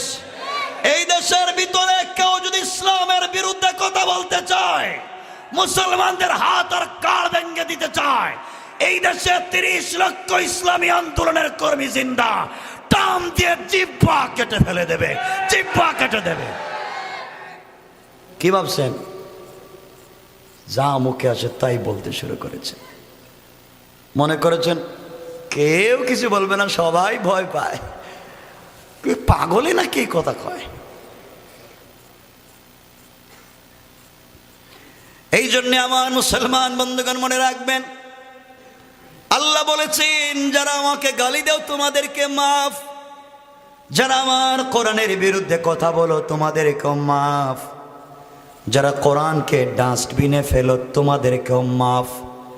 কিন্তু আমি যাকে বন্ধু বানিয়েছি সেই বিশ্ব নবীকে কেউ যদি গালি দেয় তাকে দুনিয়ায়ও মাফ নাই, আখেরাতেও মাফ নাই। যুবকদেরকে বলতে চাই, যুবক তোমার কি ভাল লাগে না? টুপিটা মাথায় দেও না কেন? পাঞ্জাবিটা পরো, মুখে দাঁড়ি রাখো, আসো না একসাথে যাই না মাঠে, মাজ আর মুআউযের মতো আমরা প্রতিযোগিতা করব জিহাদের জন্যে। আল্লাহ বলছেন গোলাম তুই রাস্তায় নেমে যা, রাস্তায় নেমে আমার নামে তাকবীর দে, আল্লাহু আরশে ইস্তাওয়া, আমি তো আরশে আজিমে থাকি। তুই যখন মাঠে নেমে যাবে আমি আরশে আজিমে থাকি না। মিন হাবলিল ওয়ারিদ, তোর ডানে তোর বামে তোর সামনে তোর পিছনে দাঁড়িয়ে আমি আল্লাহ তোর পক্কা স্লোগান দিই। আল্লাহ কিসের ভয়? আমি বুঝি না আপনারা কেমনে ভয় পান। আচ্ছা বলেন তো হায়াত মৌত কার হাতে? তাহলে ভয় করতে কি লজ্জা হয় না? হয়। কোন দুনিয়ায় আইছি রে আল্লাহ। হায়াত মৌত যেহেতু আল্লাহর হাতে, আপনি সত্য উচ্চারণ করতে কোনো ভয় আছে? ইমাম সাহেব চাকরি চলে যা জাগা। আল্লাহ বলছেন অবিসামা এ রিজকুকুম, তোমাদের রিজিক তো আসমানে, চাকরি যাবে গ্রামের মসজিদের, আমি দিয়া দিব কেন্দ্রীয় মসজিদের। ঠিক না বলেন? সত্য বলা লাগবে তোমাকে বেঁচে থাকতে হলে। সুতরাং আমার মুসলমান বান্দাগণ, এই সমাজের ভিতরে কিছু বললেই আমাদেরকে জঙ্গি তালেবান বলা হয়। মনে রাখবেন মৌলবাদ জঙ্গিবাদ তালেবান যাই গালি দেওয়া হোক, আমরা কিন্তু এই দেশের টাকা বিদেশে পাঠাই নাই। যারা বাংলাদেশের পাবলিকের ট্যাক্সের টাকা দেয় বিদেশে বাড়ি বানায়, এরা হলো 2021 সালের সব থেকে বড় রাজাকার। রাজাকার চিনেন না? কষ্ট পান আমার কথায়? পাইতে তো পারেন, জানি না। আমার মুসলমান বন্ধুগণ, এই জন্যে আমি যে আয়াত পড়েছি, আল্লাহ বলেছেন যারা আমার নবীকে গালি দিবে তাদের হাত ভেঙে দেব। কে বলেছেন? আল্লাহ বলেছেন যারা আমার নবীকে গালি দিবা, আবু লাহাবের হাত, তাব্বাত ইয়াদা আবি লাহাব, আবি লাহাবের হাত যেইভাবে আমি আল্লাহ ভেঙে দিয়েছি, যারা আমার নবীকে গালি দিবে তোমরা হাত ভাঙ্গা বুড়ি গঙ্গা ফালানো লাগবে না। আমি এমন হাত ভাঙ্গা দিব ফেরাউন নমরুদের চাইতে আরো কঠিন শাস্তি দিতে পারি। ঠিক কিনা বলে? হাত ভেঙে দেবে। তাহলে শুনেন, সামনের দিকে যাই, কারণ 11টা হয়ে যেতেছে গা। আমার বন্ধুগণ, বিশ্ব নবী যখন দ্বীনের দাওয়াত দেওয়া শুরু করলেন, কোরআনের আয়াত নাজিল হলো ওয়ানজির আশিরাতাকাল আকরাবিন। বন্ধু আপনি আত্মীয় স্বজনের কাছে দ্বীনের দাওয়াত দেন, কোরআনের দাওয়াত দেন। এই কথা আল্লাহ বলেন নাই, আল্লাহ বলেছেন বন্ধুরে তাওহীদের দাওয়াত দেন। কিসের দাওয়াত? তাওহীদের দাওয়াত দেন। তাওহীদ মানে এক, একত্ববাদ, বুঝেন তো? এক আল্লাহর দাওয়াত দেন। পাবলিককে মূর্তি পূজার বিরুদ্ধে বুঝান। মূর্তি পূজা করা যাবে না, পাথর পূজা করা যাবে না, আকাশের পূজা করা যাবে না, চন্দ্র সূর্যের পূজা করা যাবে না। তাওহীদের দাওয়াত দিলে মূর্তির বিরুদ্ধে কথা আসবে। সুতরাং মূর্তির বিরুদ্ধে কথা বললে যাদের গায়ে লেগে যায়, মনে রাখবেন এখন তো আবু জাহাল নাই, বর্তমান জমানায় যারা আছে ওরা হলো আবু জাহেলের নাতিপুতি। নবীজির জমানায় আবু জাহাল ছিল, ও ছিল analogue Abu Jahl, analogue update ছিল না। কারণ রসুলের পাককে দিনের বেলা গালি দিত, আর রাত্রেবেলা তারা গিয়ে কোরআন তেলাওয়াত শুনতো, ঠিক নেই? আর বর্তমান জমানার আপডেট আবু জেহেল এমন হয়েছে, দিনের বেলাও গালি দেয়, রাত্রবেলা পিটায়, সুযোগ পাইলে গুম করে, খুন করে, লাশও পাওয়া যায় না। আল্লাহ বললেন, বন্ধু দ্বীনের দাওয়াত দেন। বিশ্ব নবী দ্বীনের দাওয়াত শুরু করে দিলেন, সাফা পাহাড়ে আরোহণ করলেন। নবীজি দ্বীনের দাওয়াত দেওয়ার জন্য সকালবেলা ডাক দিয়ে বললেন, ইয়া সাবাহা, মক্কার কুরাইশেরা কোথায় আছো? আসো, আমি সাফা পাহাড়ে উঠেছি, তোমাদেরকে একটা সংবাদ দিতে চাই। বিশ্ব নবীর কথা শুনে মক্কার সকল নেতার লিডার সাফা পাহাড়ের কাছে চলে গেল। যারা যেতে পারল না তারা প্রতিনিধি পাঠাইয়া দিল। বিশ্ব নবী পাহাড়ের উপরে উঠে সবাইকে ডাক দিয়ে বললেন, শোনো, আমি যদি তোমাদেরকে বলি এই মুহূর্তে তোমাদের বিরুদ্ধবাদীরা, তোমাদের প্রতিপক্ষ তোমাদের উপরে আক্রমণ করবে, আঘাত করবে, তোমরা কি আমার কথা বিশ্বাস করবে? সকল কুরাইশরা এক বাক্যে ডাক দিয়ে বলেছে, মুহাম্মদ ইবনে আব্দুল্লাহ, তুমি কোনো কথা বলতে দেরি হবে, আমাদের মানতে দেরি হবে না।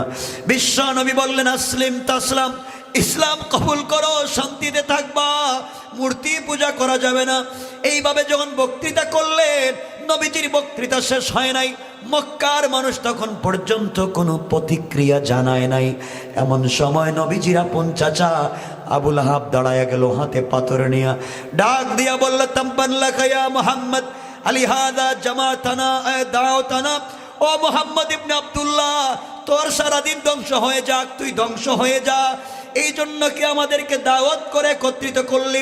এই তাওহীদের দাওয়াত দেওয়ার জন্য কি আমাদেরকে আনলে? তোর আল্লাহ একটা পাগল, তুইও আরো বড় পাগল। সবাই বলেন না নাউজুবিল্লাহ। মক্কার মানুষ কোনো প্রতিক্রিয়া ব্যক্ত করে নাই। এখন পর্যন্ত মক্কার মানুষ নবীজির ওয়াজ শুনে কোনো কিছু বলে না। সবার আগে বিশ্ব নবীকে গালি দিল যে, বাধা দিল যে, সে কি? কথা বলেন না, শুধু চাচা, শুধু আপন চাচা, বিয়াই বিয়াই। নবীজির দুইটা মেয়েকে আবুল আহাবের দুই ছেলে উতবা এবং উতাইবার কাছে বিয়ে দিয়েছিলেন।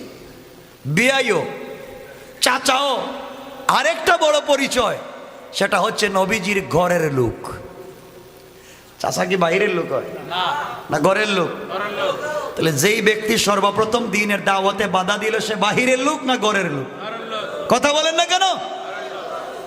আজকালকে আমরাও দ্বীনের দাওয়াত দেই, যারা দ্বীনের দাওয়াত দেয় পাবলিক আমাদেরকে বাধা দেয় না, আমাদেরকে সর্বপ্রথম বাধা দেয় আমাদের মতো পাঞ্জাবিওয়ালা, টুপিওয়ালা ঘরের লোক।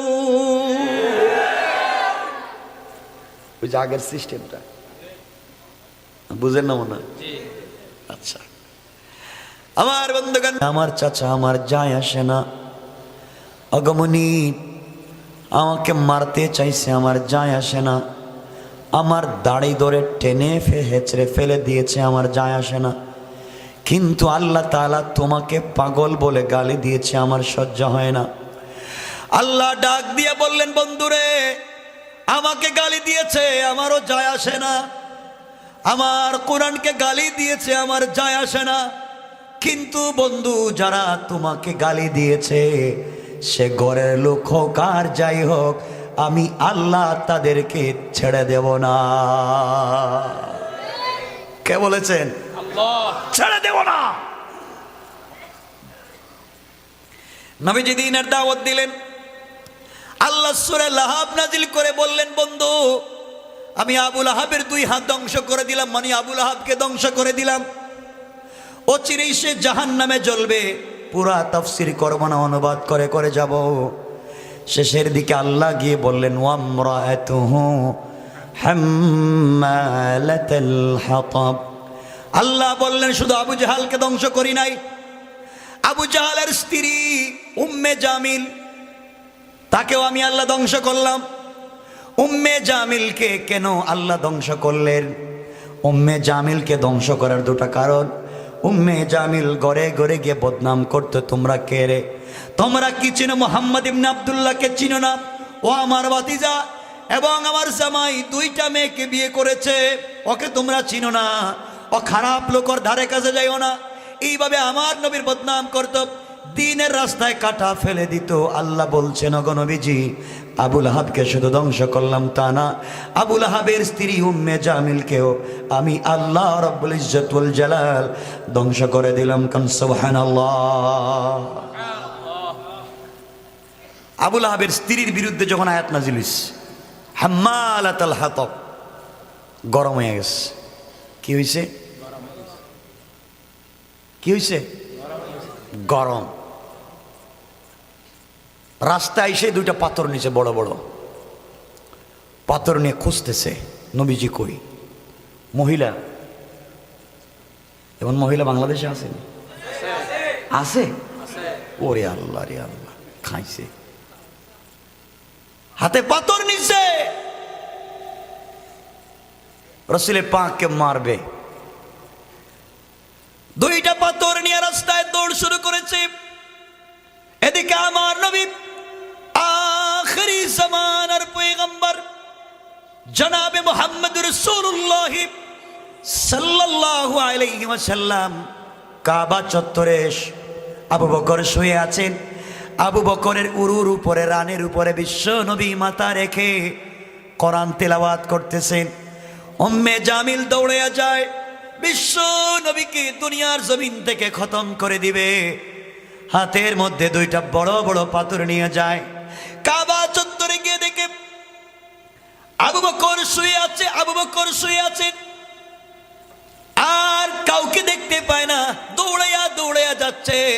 আবু বকর যখন তাকায়া দেখলেন উম্মে জামিল আসতেছে, নবীজিকে ডেকে বললেন, ইয়া রাসূলুল্লাহ, ইয়া হাবিবাল্লাহ, আপনার চাচি এবং বিআইন উম্মে জামিল হাতের মধ্যে দুইটা পাথর নিয়ে আসতেছে, মনে হয় আপনাকে আঘাত করবে, আপনাকে মারবে। পয়গম্বরে আরবি, একজন মহিলা যদি আপনার শরীরে আঘাত করে, এর চাইতে লজ্জার কিছু হতে পারে না, অপমানের কিছু হতে পারে না। আপনি আমাকে বলেন, আমি আবু বকর দাঁড়িয়ে যাই, উম্মে জামিলকে পিটাইয়া ওখান থেকে বের করে দেই। আমার নবী বললেন, আবু বকর, চিন্তার কোনো কারণ নাই। উম্মে জামিল হাতের মধ্যে পাথর নিয়ে আসতেছে, আমি বিশ্ব নবীকে আঘাত করে দুনিয়ার জমিন থেকে উঠাইয়া দিবে। তো আমি শুয়ে আছি তোমার রানের উপরে মাথা রেখে, আমি এই মুহূর্তে কোরআন তেলাওয়াত করব।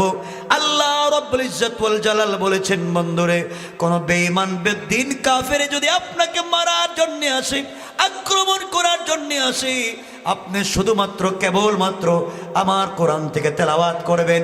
আমি আল্লাহ রাব্বুল ইজ্জত ওয়াল জালাল কথা দিলাম, এই কোরআন তেলাওয়াতের বরকতে আমি আল্লাহ ওই কাফেরদের থেকে তোমাকে হেফাজতের জিম্মাদার নিয়ে নিলাম। কান সুবহানাল্লাহ।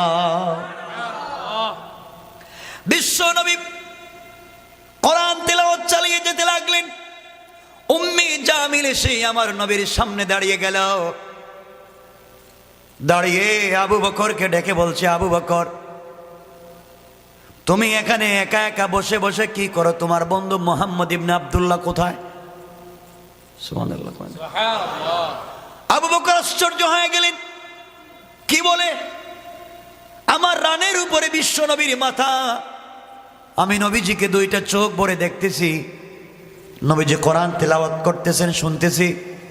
উম্মে জামিল বিশ্ব নবীর সামনে দাঁড়াইয়া আমাকে দেখে, নবীজিকে দেখে না। ব্যাপারটা কি? ও যখন দেখে না, আমার বলার দরকার নাই। তিনি বললেন, তুমি যখন হাতে পাথর নিয়ে আসছো, খুঁজা দেখো কই আছে। সুবহানাল্লাহ। তুমি দেখো কই আছে। উম্মে জামিল খুঁজতে লাগলো, কিন্তু মুহাম্মদ নাই। আল্লাহু আকবার। নবীজি আসেননি এখানে? আবু বকর কই, কি রে, বুঝতে পারলাম না, ও আমারে দেখে রসুলের দেখে না কেন? এত জোরে জোরে তিলাওয়াত করেন, আরে তাফসীর করতেছে সূরা আল-আহজাব, শোনেন, আমারে দেখে নবীজিরে দেখে না। ব্যাপারটা কি? যা, এটা নতুন কথা নয়, এটা নতুন কথা নয়। মুসা আলাইহিস সালামের জামানায় সেম একটা ঘটনা, এক দুই মিনিটে বলি, এটা কোরআনের এই সূরা সংশ্লিষ্ট।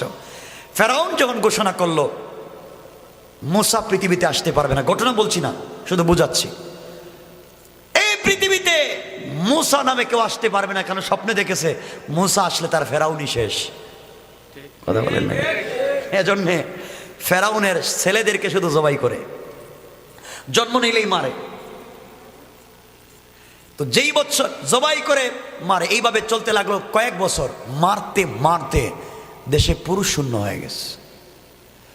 সবাই বলল, স্যার এভাবে যদি মায়ের শুরু করেন তো আমাদের কাজ করার মতো তো লোক নাই, তাহলে 1 বছরের ছেলেদেরকে ছাইড়া দেন আর 1 বছরের বাচ্চাদেরকে মাইরে ফেলান। ঠিক আছে। যেই বছর মারার কথা এই বছর জন্ম নিয়েছেন মুসা। আল্লাহ আকবার বললেন না? আল্লাহ কয়, ও ফেরাউন, তুই মুসারে আটকাইতে চাস আর আমি আল্লাহ মুসারে দিতে চাই। তুই কৌশল করছস বাচ্চাদেরকে কচু কাটা করে মুসাকে আটকাবে, আর আমি চাইলাম মুসাকে তোর গড়ি দিব। আর আসতে কোন ওই তুই কি কৌশল করিস? আমার মতো কৌশল পারবে? আল্লাহ কোরআনে বলছেন, ওয়া মাকারু ওয়া মাকারাল্লাহ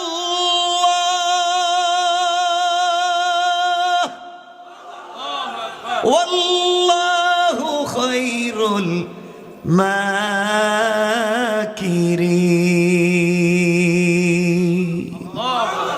তুই কিসের কৌশল করবে আমার সাথে? যা তোর কৌশল নিয়ে আটকা মুসাকে, তুই আটকাবে আর আমি দিব। আয় খেলা হবে। ওমা, আপনার হাসেন দেখেছে খেলা হবে শুনে?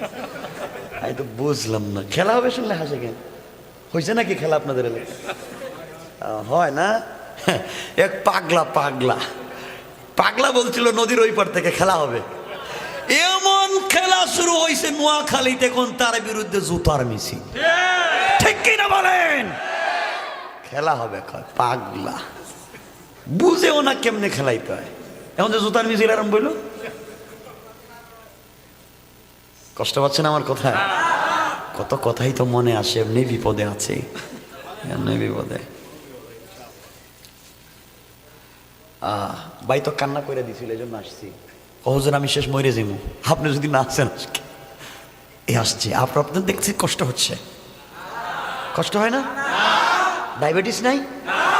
কই কি শোনেন তাইলে কয়েক মিনিট। আমার বন্ধুগণ, আল্লাহ বলছেন ফেরাউন খেলা হবে, তুই আটকা, আমি দিব। সুবহানাল্লাহ বলেন।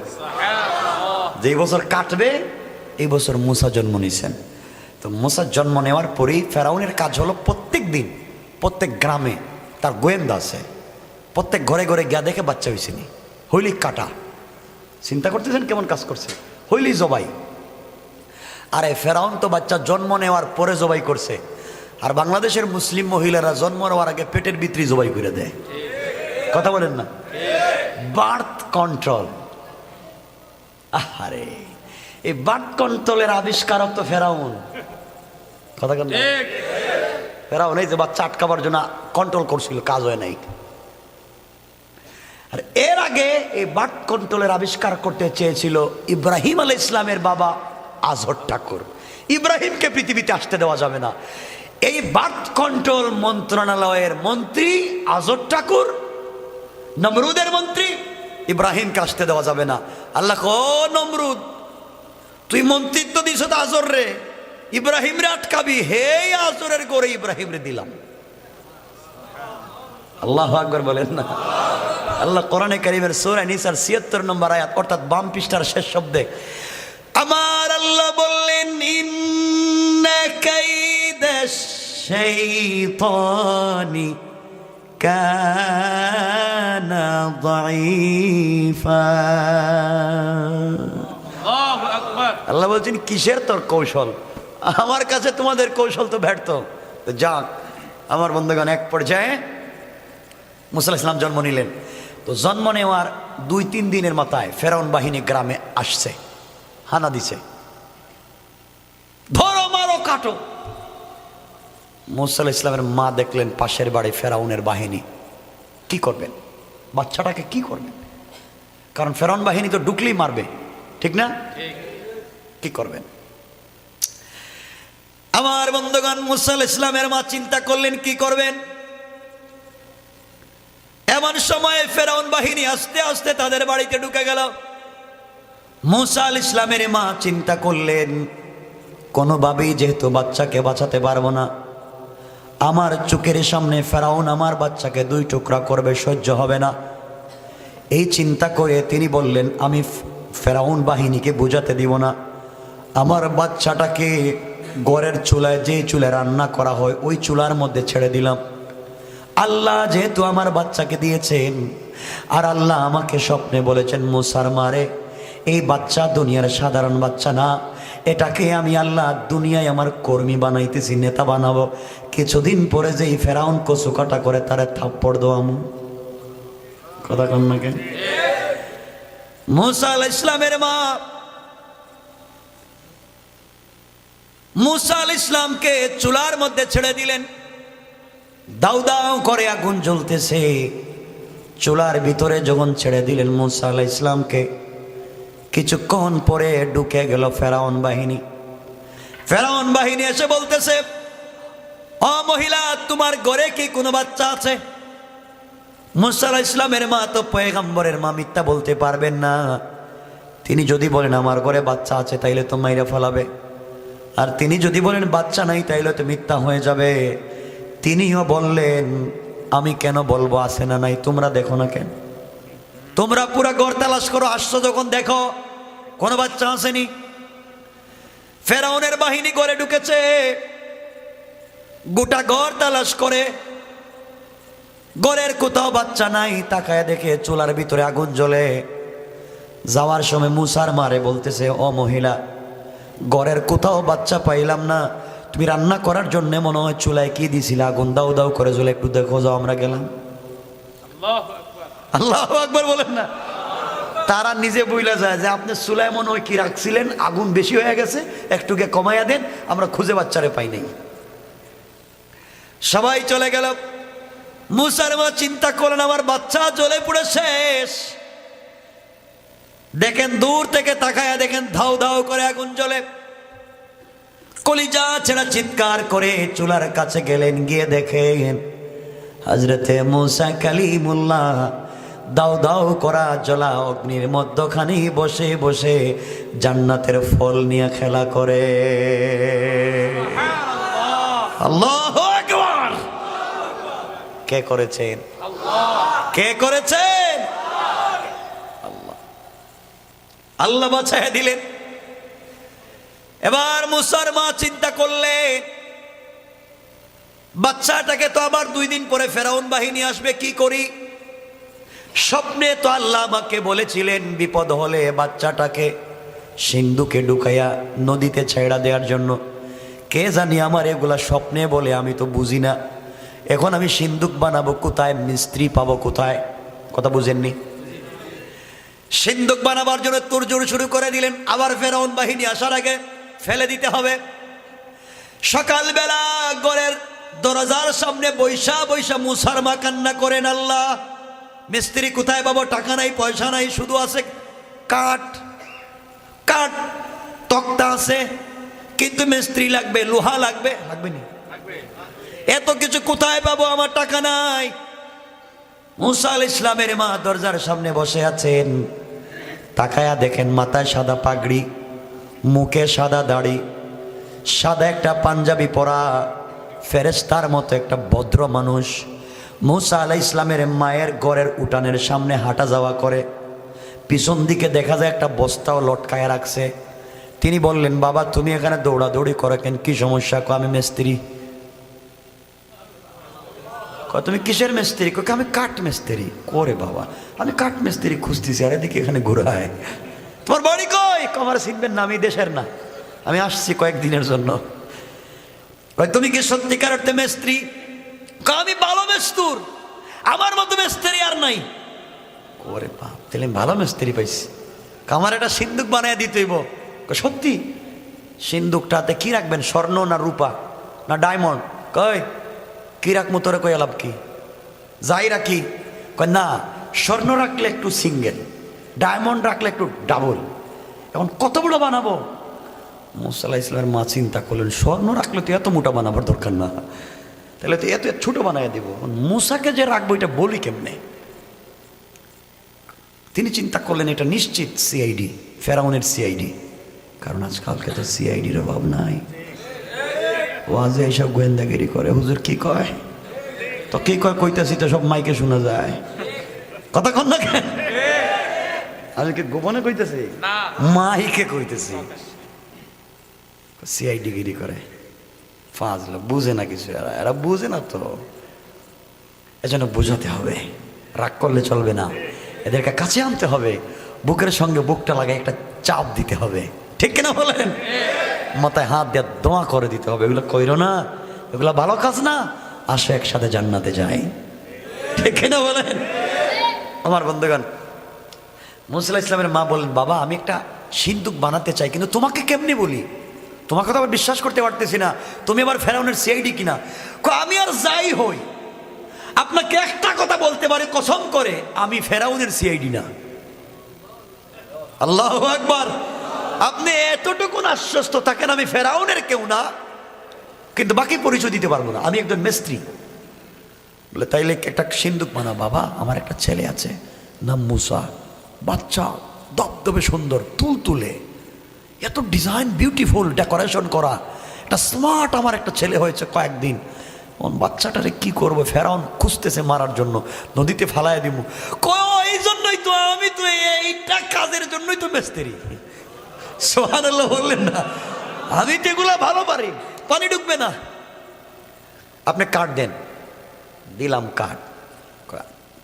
লোহা আছে? না বাবা লোহা নাই। হাতুড়ি আছে?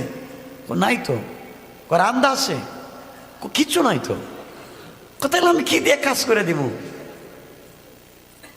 মিস্ত্রি কয় মা আপনি ঘরে যান, আমি বানায় দিতেছি। মহিলা ঘরে গিয়া দরজার চৌকর দিয়ে তাকায়, দেখো কেমনে বানায়। দেখেন দুইটা কাঠ হাতে নেয় আর মুখ থেকে তুতু বাইর করে লাগাইয়া দেয়। আল্লাহু আকবার।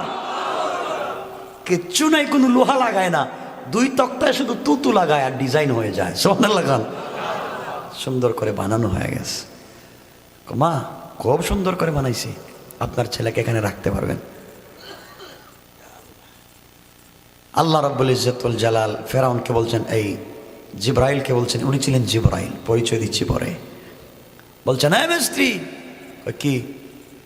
আমার মুসাকে রাখবা এই কাঠের বাক্সে, যারা আমি নবী বানাবো, আমার বন্ধু কালিমুল্লাহ বানাবো, তার হাত পায়ে শক্ত লাগবে না? আল্লাহ তাআলা আমি কি করবো, আমার কাছে তো কোনো ফর্ম নাই। যাও জান্নাতুল ফেরদাউস থেকে স্পেশাল এক প্যাকেট আমার এই অলির জন্য, আমার পয়গম্বর মুসার জন্য, বাচ্চাদের জন্য আমি বানায়া রাখছি জান্নাতুল ফেরদাউসে। এক সেট তোশক কম্বল, ওগুলো নিয়ে এসে বিছাইয়া দাও। দিছেন, বিছাইয়া দিছেন। এখন ছিলেন তো মুসা আলাইহিস সালামের মা, মুসা আলাইহিস সালামের মায়ের কোলে।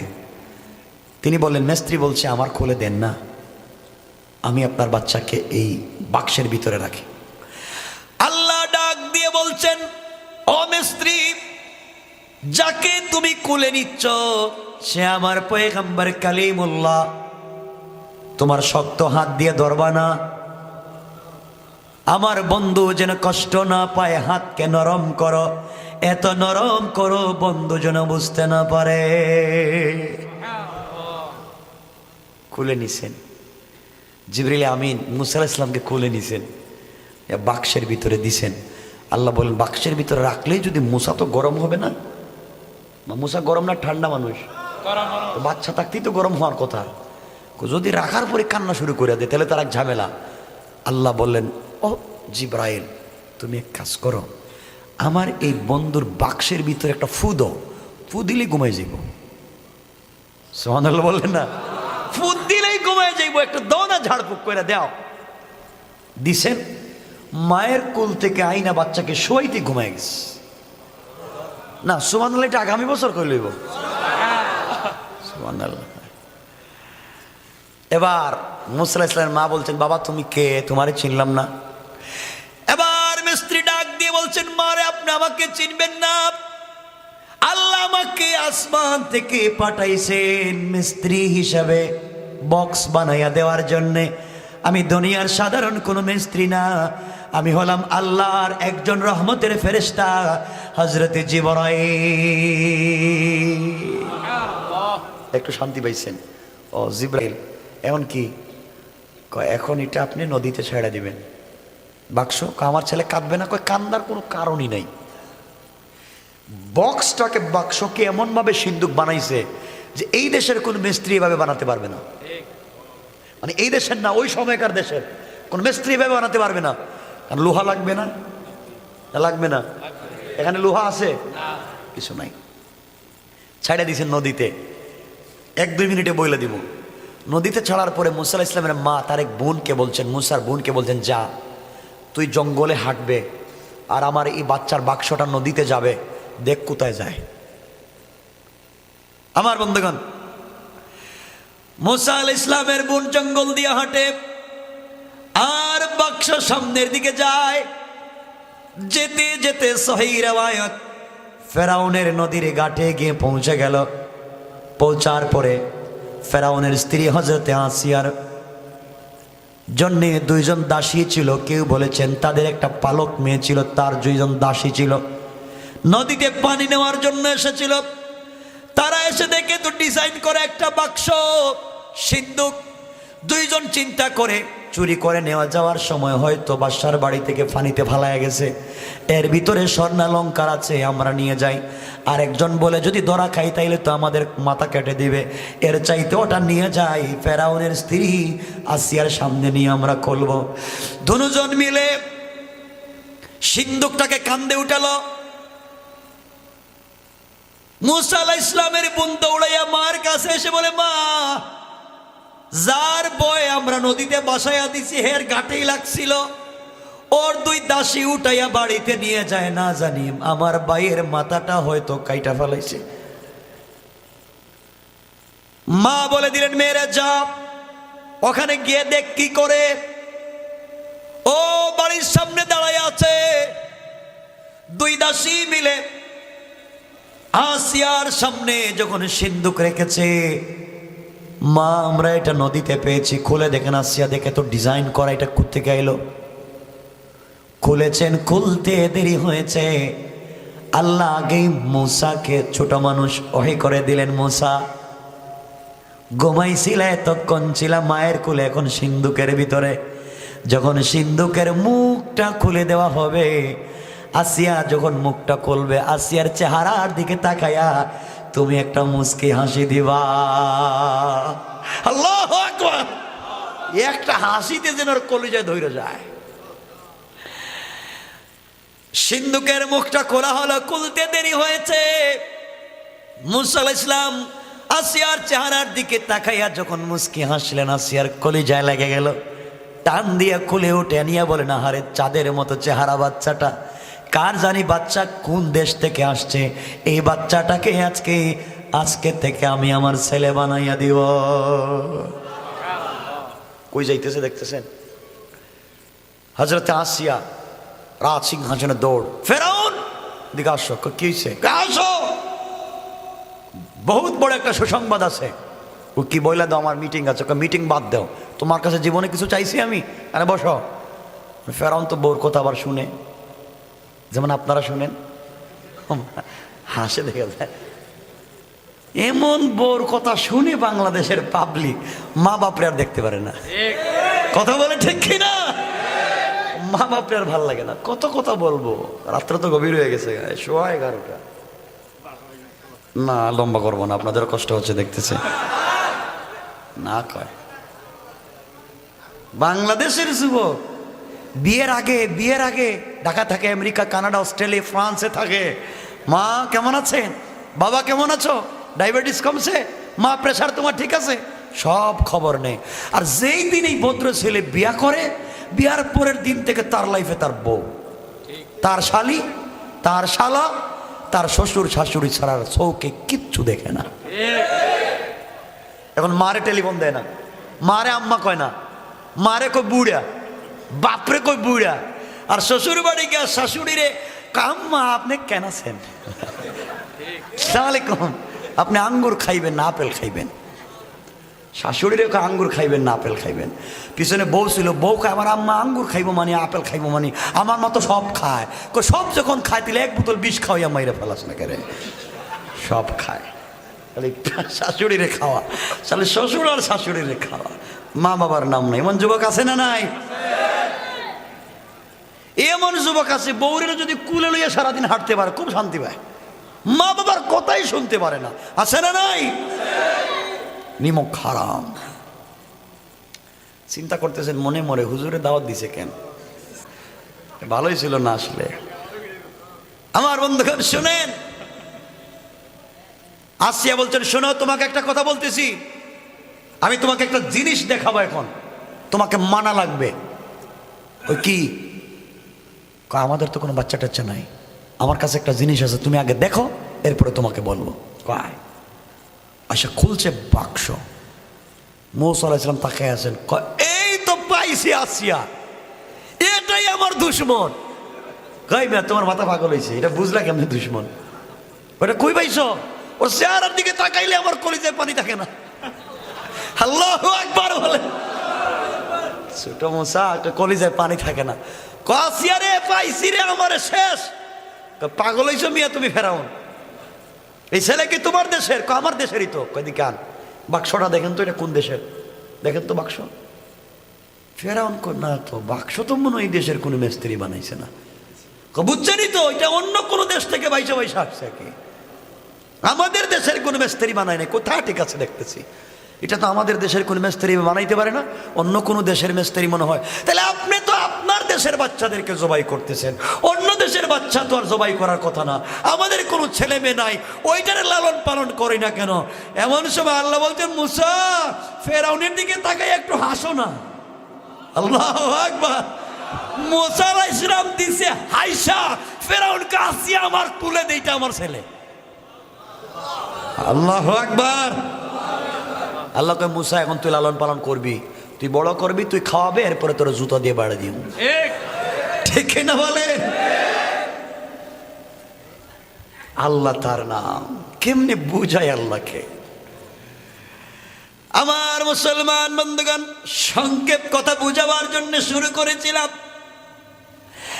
এক পর্যায়ে ফেরাউন বলল আসিয়ারে, ছেলে যে সুন্দর দেখতে, চেহারা যে স্মার্ট, আর কোনো কথা না, এটা আমাদের ছেলে, ও বড় হবে আমাকে আব্বা বলবে। আল্লাহকে আব্বা ডাকাইতেছি, দেখ তারা আব্বা ডাকবে, ও আমাকে আব্বা ডাকবে, আমার দেশের মালিক হবে। তুমি ঘোষণা করে দাও আজকে পুরা দেশের মানুষকে আমি জবাই করে গরু খাওয়াবো, আমার ছেলে হইছে। কি খুশি তার ছেলে হইছে। পুরা দেশের মানুষকে দাওয়াত করে সে খাওয়াতে লাগলো। মূসা আলাইহিস সালাম আস্তে আস্তে বড় হলেন, মাঝে মাঝে ফেরাউন কুলে নেয়, কুলে নিয়া তাকে কুলে নেয় আদর করে। মূসা একটু বড় হলেন, বসতে পারেন, এই পর্যন্ত পৌঁছে গেলেন। একদিন আইসা বলছে আসিয়া তুমি দেও না, সারাদিন বাচ্চারে কুলে নিয়ে থাকো, আমার ছেলেকে আমার কুলে দেও। যেই সময় আসিয়া ফেরাউনের কুলে দিতে দেরি হয়েছে, এমন সময় ফেরাউন মূসা আলাইহিস সালামকে চুম্বন দেওয়ার জন্য তার ঠোঁটটা মূসার কাছে আনছে। মূসা কোনো কথা নাই, আচ্ছা মতো একটা চর তার গালে মাইরা দিছে। কাছে এটা কি? এত 30 মণ ওজনের দেখতেছি, এটাই আমার দুশ্মন রে যে মায়ের দিছে। কয় মিয়া আপনার তো পাগল হয়েছে, একটা বাচ্চা কিছু বুঝে না, আপনার একটা মায়ের দিছে, হয়তো ভুলে একটা পড়ে গেছে, এখন এটা হয়ে গেছে আপনার দুশ্মন। কয় না রে আসিয়া, বাচ্চা যতই ছোট হোক, থাপ্পড় তো আমার কলিজায় ধরে গেছে। বুঝতেছেন আমার বন্ধুগণ? মূসা কয়েন না, ফেরাউন কয়েন না, না না, এটা বোঝা লাগবে। ওই কেমনে বুঝবেন? লম্বা রেওয়ায়েত, এক জায়গায় রাখছে আঙ্গারা, আগুনের টুকরা, আরেক জায়গায় রাখছে স্বর্ণ অথবা খেজুর, খোরমা, যে কোনো জিনিস। আসিয়া এখন দেখবো কোনটায় ধরে। যদি আগুনে ধরে বুঝবো বুঝে না, স্বর্ণ অথবা খোরমায় ধরে বুঝবো সব বুঝে, ওরে আজকে কাইটা ফেলাম। ওই ঠিক আছে, কাইটা ফেলাই। মূসা আলাইহিস সালামের সামনে যখন সব রাখা হয়েছে, এমন সময় মূসা আলাইহিস সালামের হাত চলে যাইতেছিল স্বর্ণের দিকে অথবা খোরমার দিকে। হযরতে জিবরিল আমিন আইসা টান দিয়ে হাতটা আগুনের মধ্যে লাগাইয়া দিছেন। আগুনে যখন হাত লেগে গেছে, কান্না শুরু করে, মুখের মধ্যে আঙ্গুল দিয়েছেন, জিহ্বা পুড়ে গেছে। হযরতে আসিয়া ধাক্কা দিয়ে ফেরাউনকে মাটিতে পালায় বলেন, তুই একটা গাধা, এটা বাচ্চা ছেলের জিন্দেগি নষ্ট করে দিতে চাইলে কিচ্ছু বুঝে না। আসিয়া বুঝলাম, আগুন বুঝে না, স্বর্ণ বুঝে না, কিন্তু থাপ্পড়টা তো এখনো মনে আছে। সব বুঝলাম, কিন্তু থাপ্পড় তো বলতে পারি না, আমার তো এখনো মনে হইলো ঘুম আসে না। আল্লাহ কয় এভাবে সাইজ করবে। আমার বন্ধুগণ, যাক, কথা হচ্ছে সংক্ষেপ, বোঝাতে চাইলাম যে আটকাতে চাইলো, হেফাজত করলেন কে? এইভাবে আমার মুসলমান বন্ধুগণ, উম্মে জামিল আমার নবীর সামনে বসে, আমার নবীর সামনে দাঁড়ায় জিবরিল আমি হযরতে আবু বকরকে বলে, আবু বকর, তোমার বন্ধু মুহাম্মদ ইবনে আব্দুল্লাহ কোথায়? তোমাকে দেখি, মুহাম্মদকে দেখি না। আবু বকর বলেন, আমার সামনে নবীজি বসা, নবীজিকে দেখি, কিন্তু উম্মে জামিল দেখে না। যখন বলার দরকার নাই, চলতে থাকুক। আমার বন্ধুগণ, উম্মে জামিল বলে, শোন রে আবু বকর, হাতের মধ্যে 2টা পাথর নিয়ে এসেছিলাম মারবার জন্য, পিটাবার জন্য, কিন্তু মুহাম্মদকে পাইলাম না। তোমার বন্ধুকে জানাইয়া দিও, ওকে যেখানে পাইব ওখানে সাইজ করব। নবীজি শুনতেছেন নি? কথা কন না কেন? উম্মে জামিল আমার নবীকে গালি দিয়া যখন চলে যায়, আবু বকর চোখের পানি ছেড়ে বিশ্বনবীকে জড়াইয়া বলছেন, ইয়া রাসূলুল্লাহ, আমি আপনাকে দেখি, আপনার কোরআন তিলাওয়াত শুনি। উম্মে জামিল আপনাকে দেখলো না, আপনার তিলাওয়াত শুনলো না, ব্যাপার কি? আমার নবীজি বললেন, আবু বকর রে, আল্লাহ বলেছেন কোন দুশমন যখন আঘাত করতে আসবে, ওই সময় কোরআন থেকে তিলাওয়াত করতে থাকবা, আমি আল্লাহ হিজাবাম মাসতুরা, আকাশ থেকে একটা গোপন পর্দা পাঠাইয়া কাফের আর বিশ্ব নবীর মধ্যখানে আমি আল্লাহ পার্টিশন সৃষ্টি করে দেই। কোন সুবহানাল্লাহ। এই জন্য পার্টিশন সৃষ্টি হয়েছে, উম্মে জামিল আমাকে দেখতে পারে নাই। আমার বন্ধুগণ, আলোচনা লম্বা, রাত্র 11:30 হয়ে গেছে। গানে থাকুক, আলোচনা অনেক লম্বা। এখন আবুল আহাব এবং উম্মে জামিল মিল্লা রসুলকে মারার জন্য যাচ্ছে একসাথে।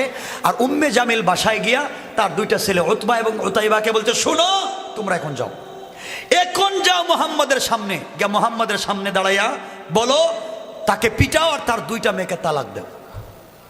নাউজুবিল্লাহ বললেন। এখন তারা যাচ্ছে রসুলকে মারার জন্য, পিটাবার জন্য, 2টা মেয়েকে তালাক দেওয়ার জন্য। কথা এখানে রেখে দিলাম, আর আলোচনা অনেক লম্বা, ওই জায়গায় গেলে আসবে আল্লাহ কেমনে ধ্বংস করলেন। সুতরাং আর লম্বা করতে চাই না, আমার জন্য দোয়া চাই, আপনাদের জন্য দোয়া থাকলো। রাত্রে 11:30।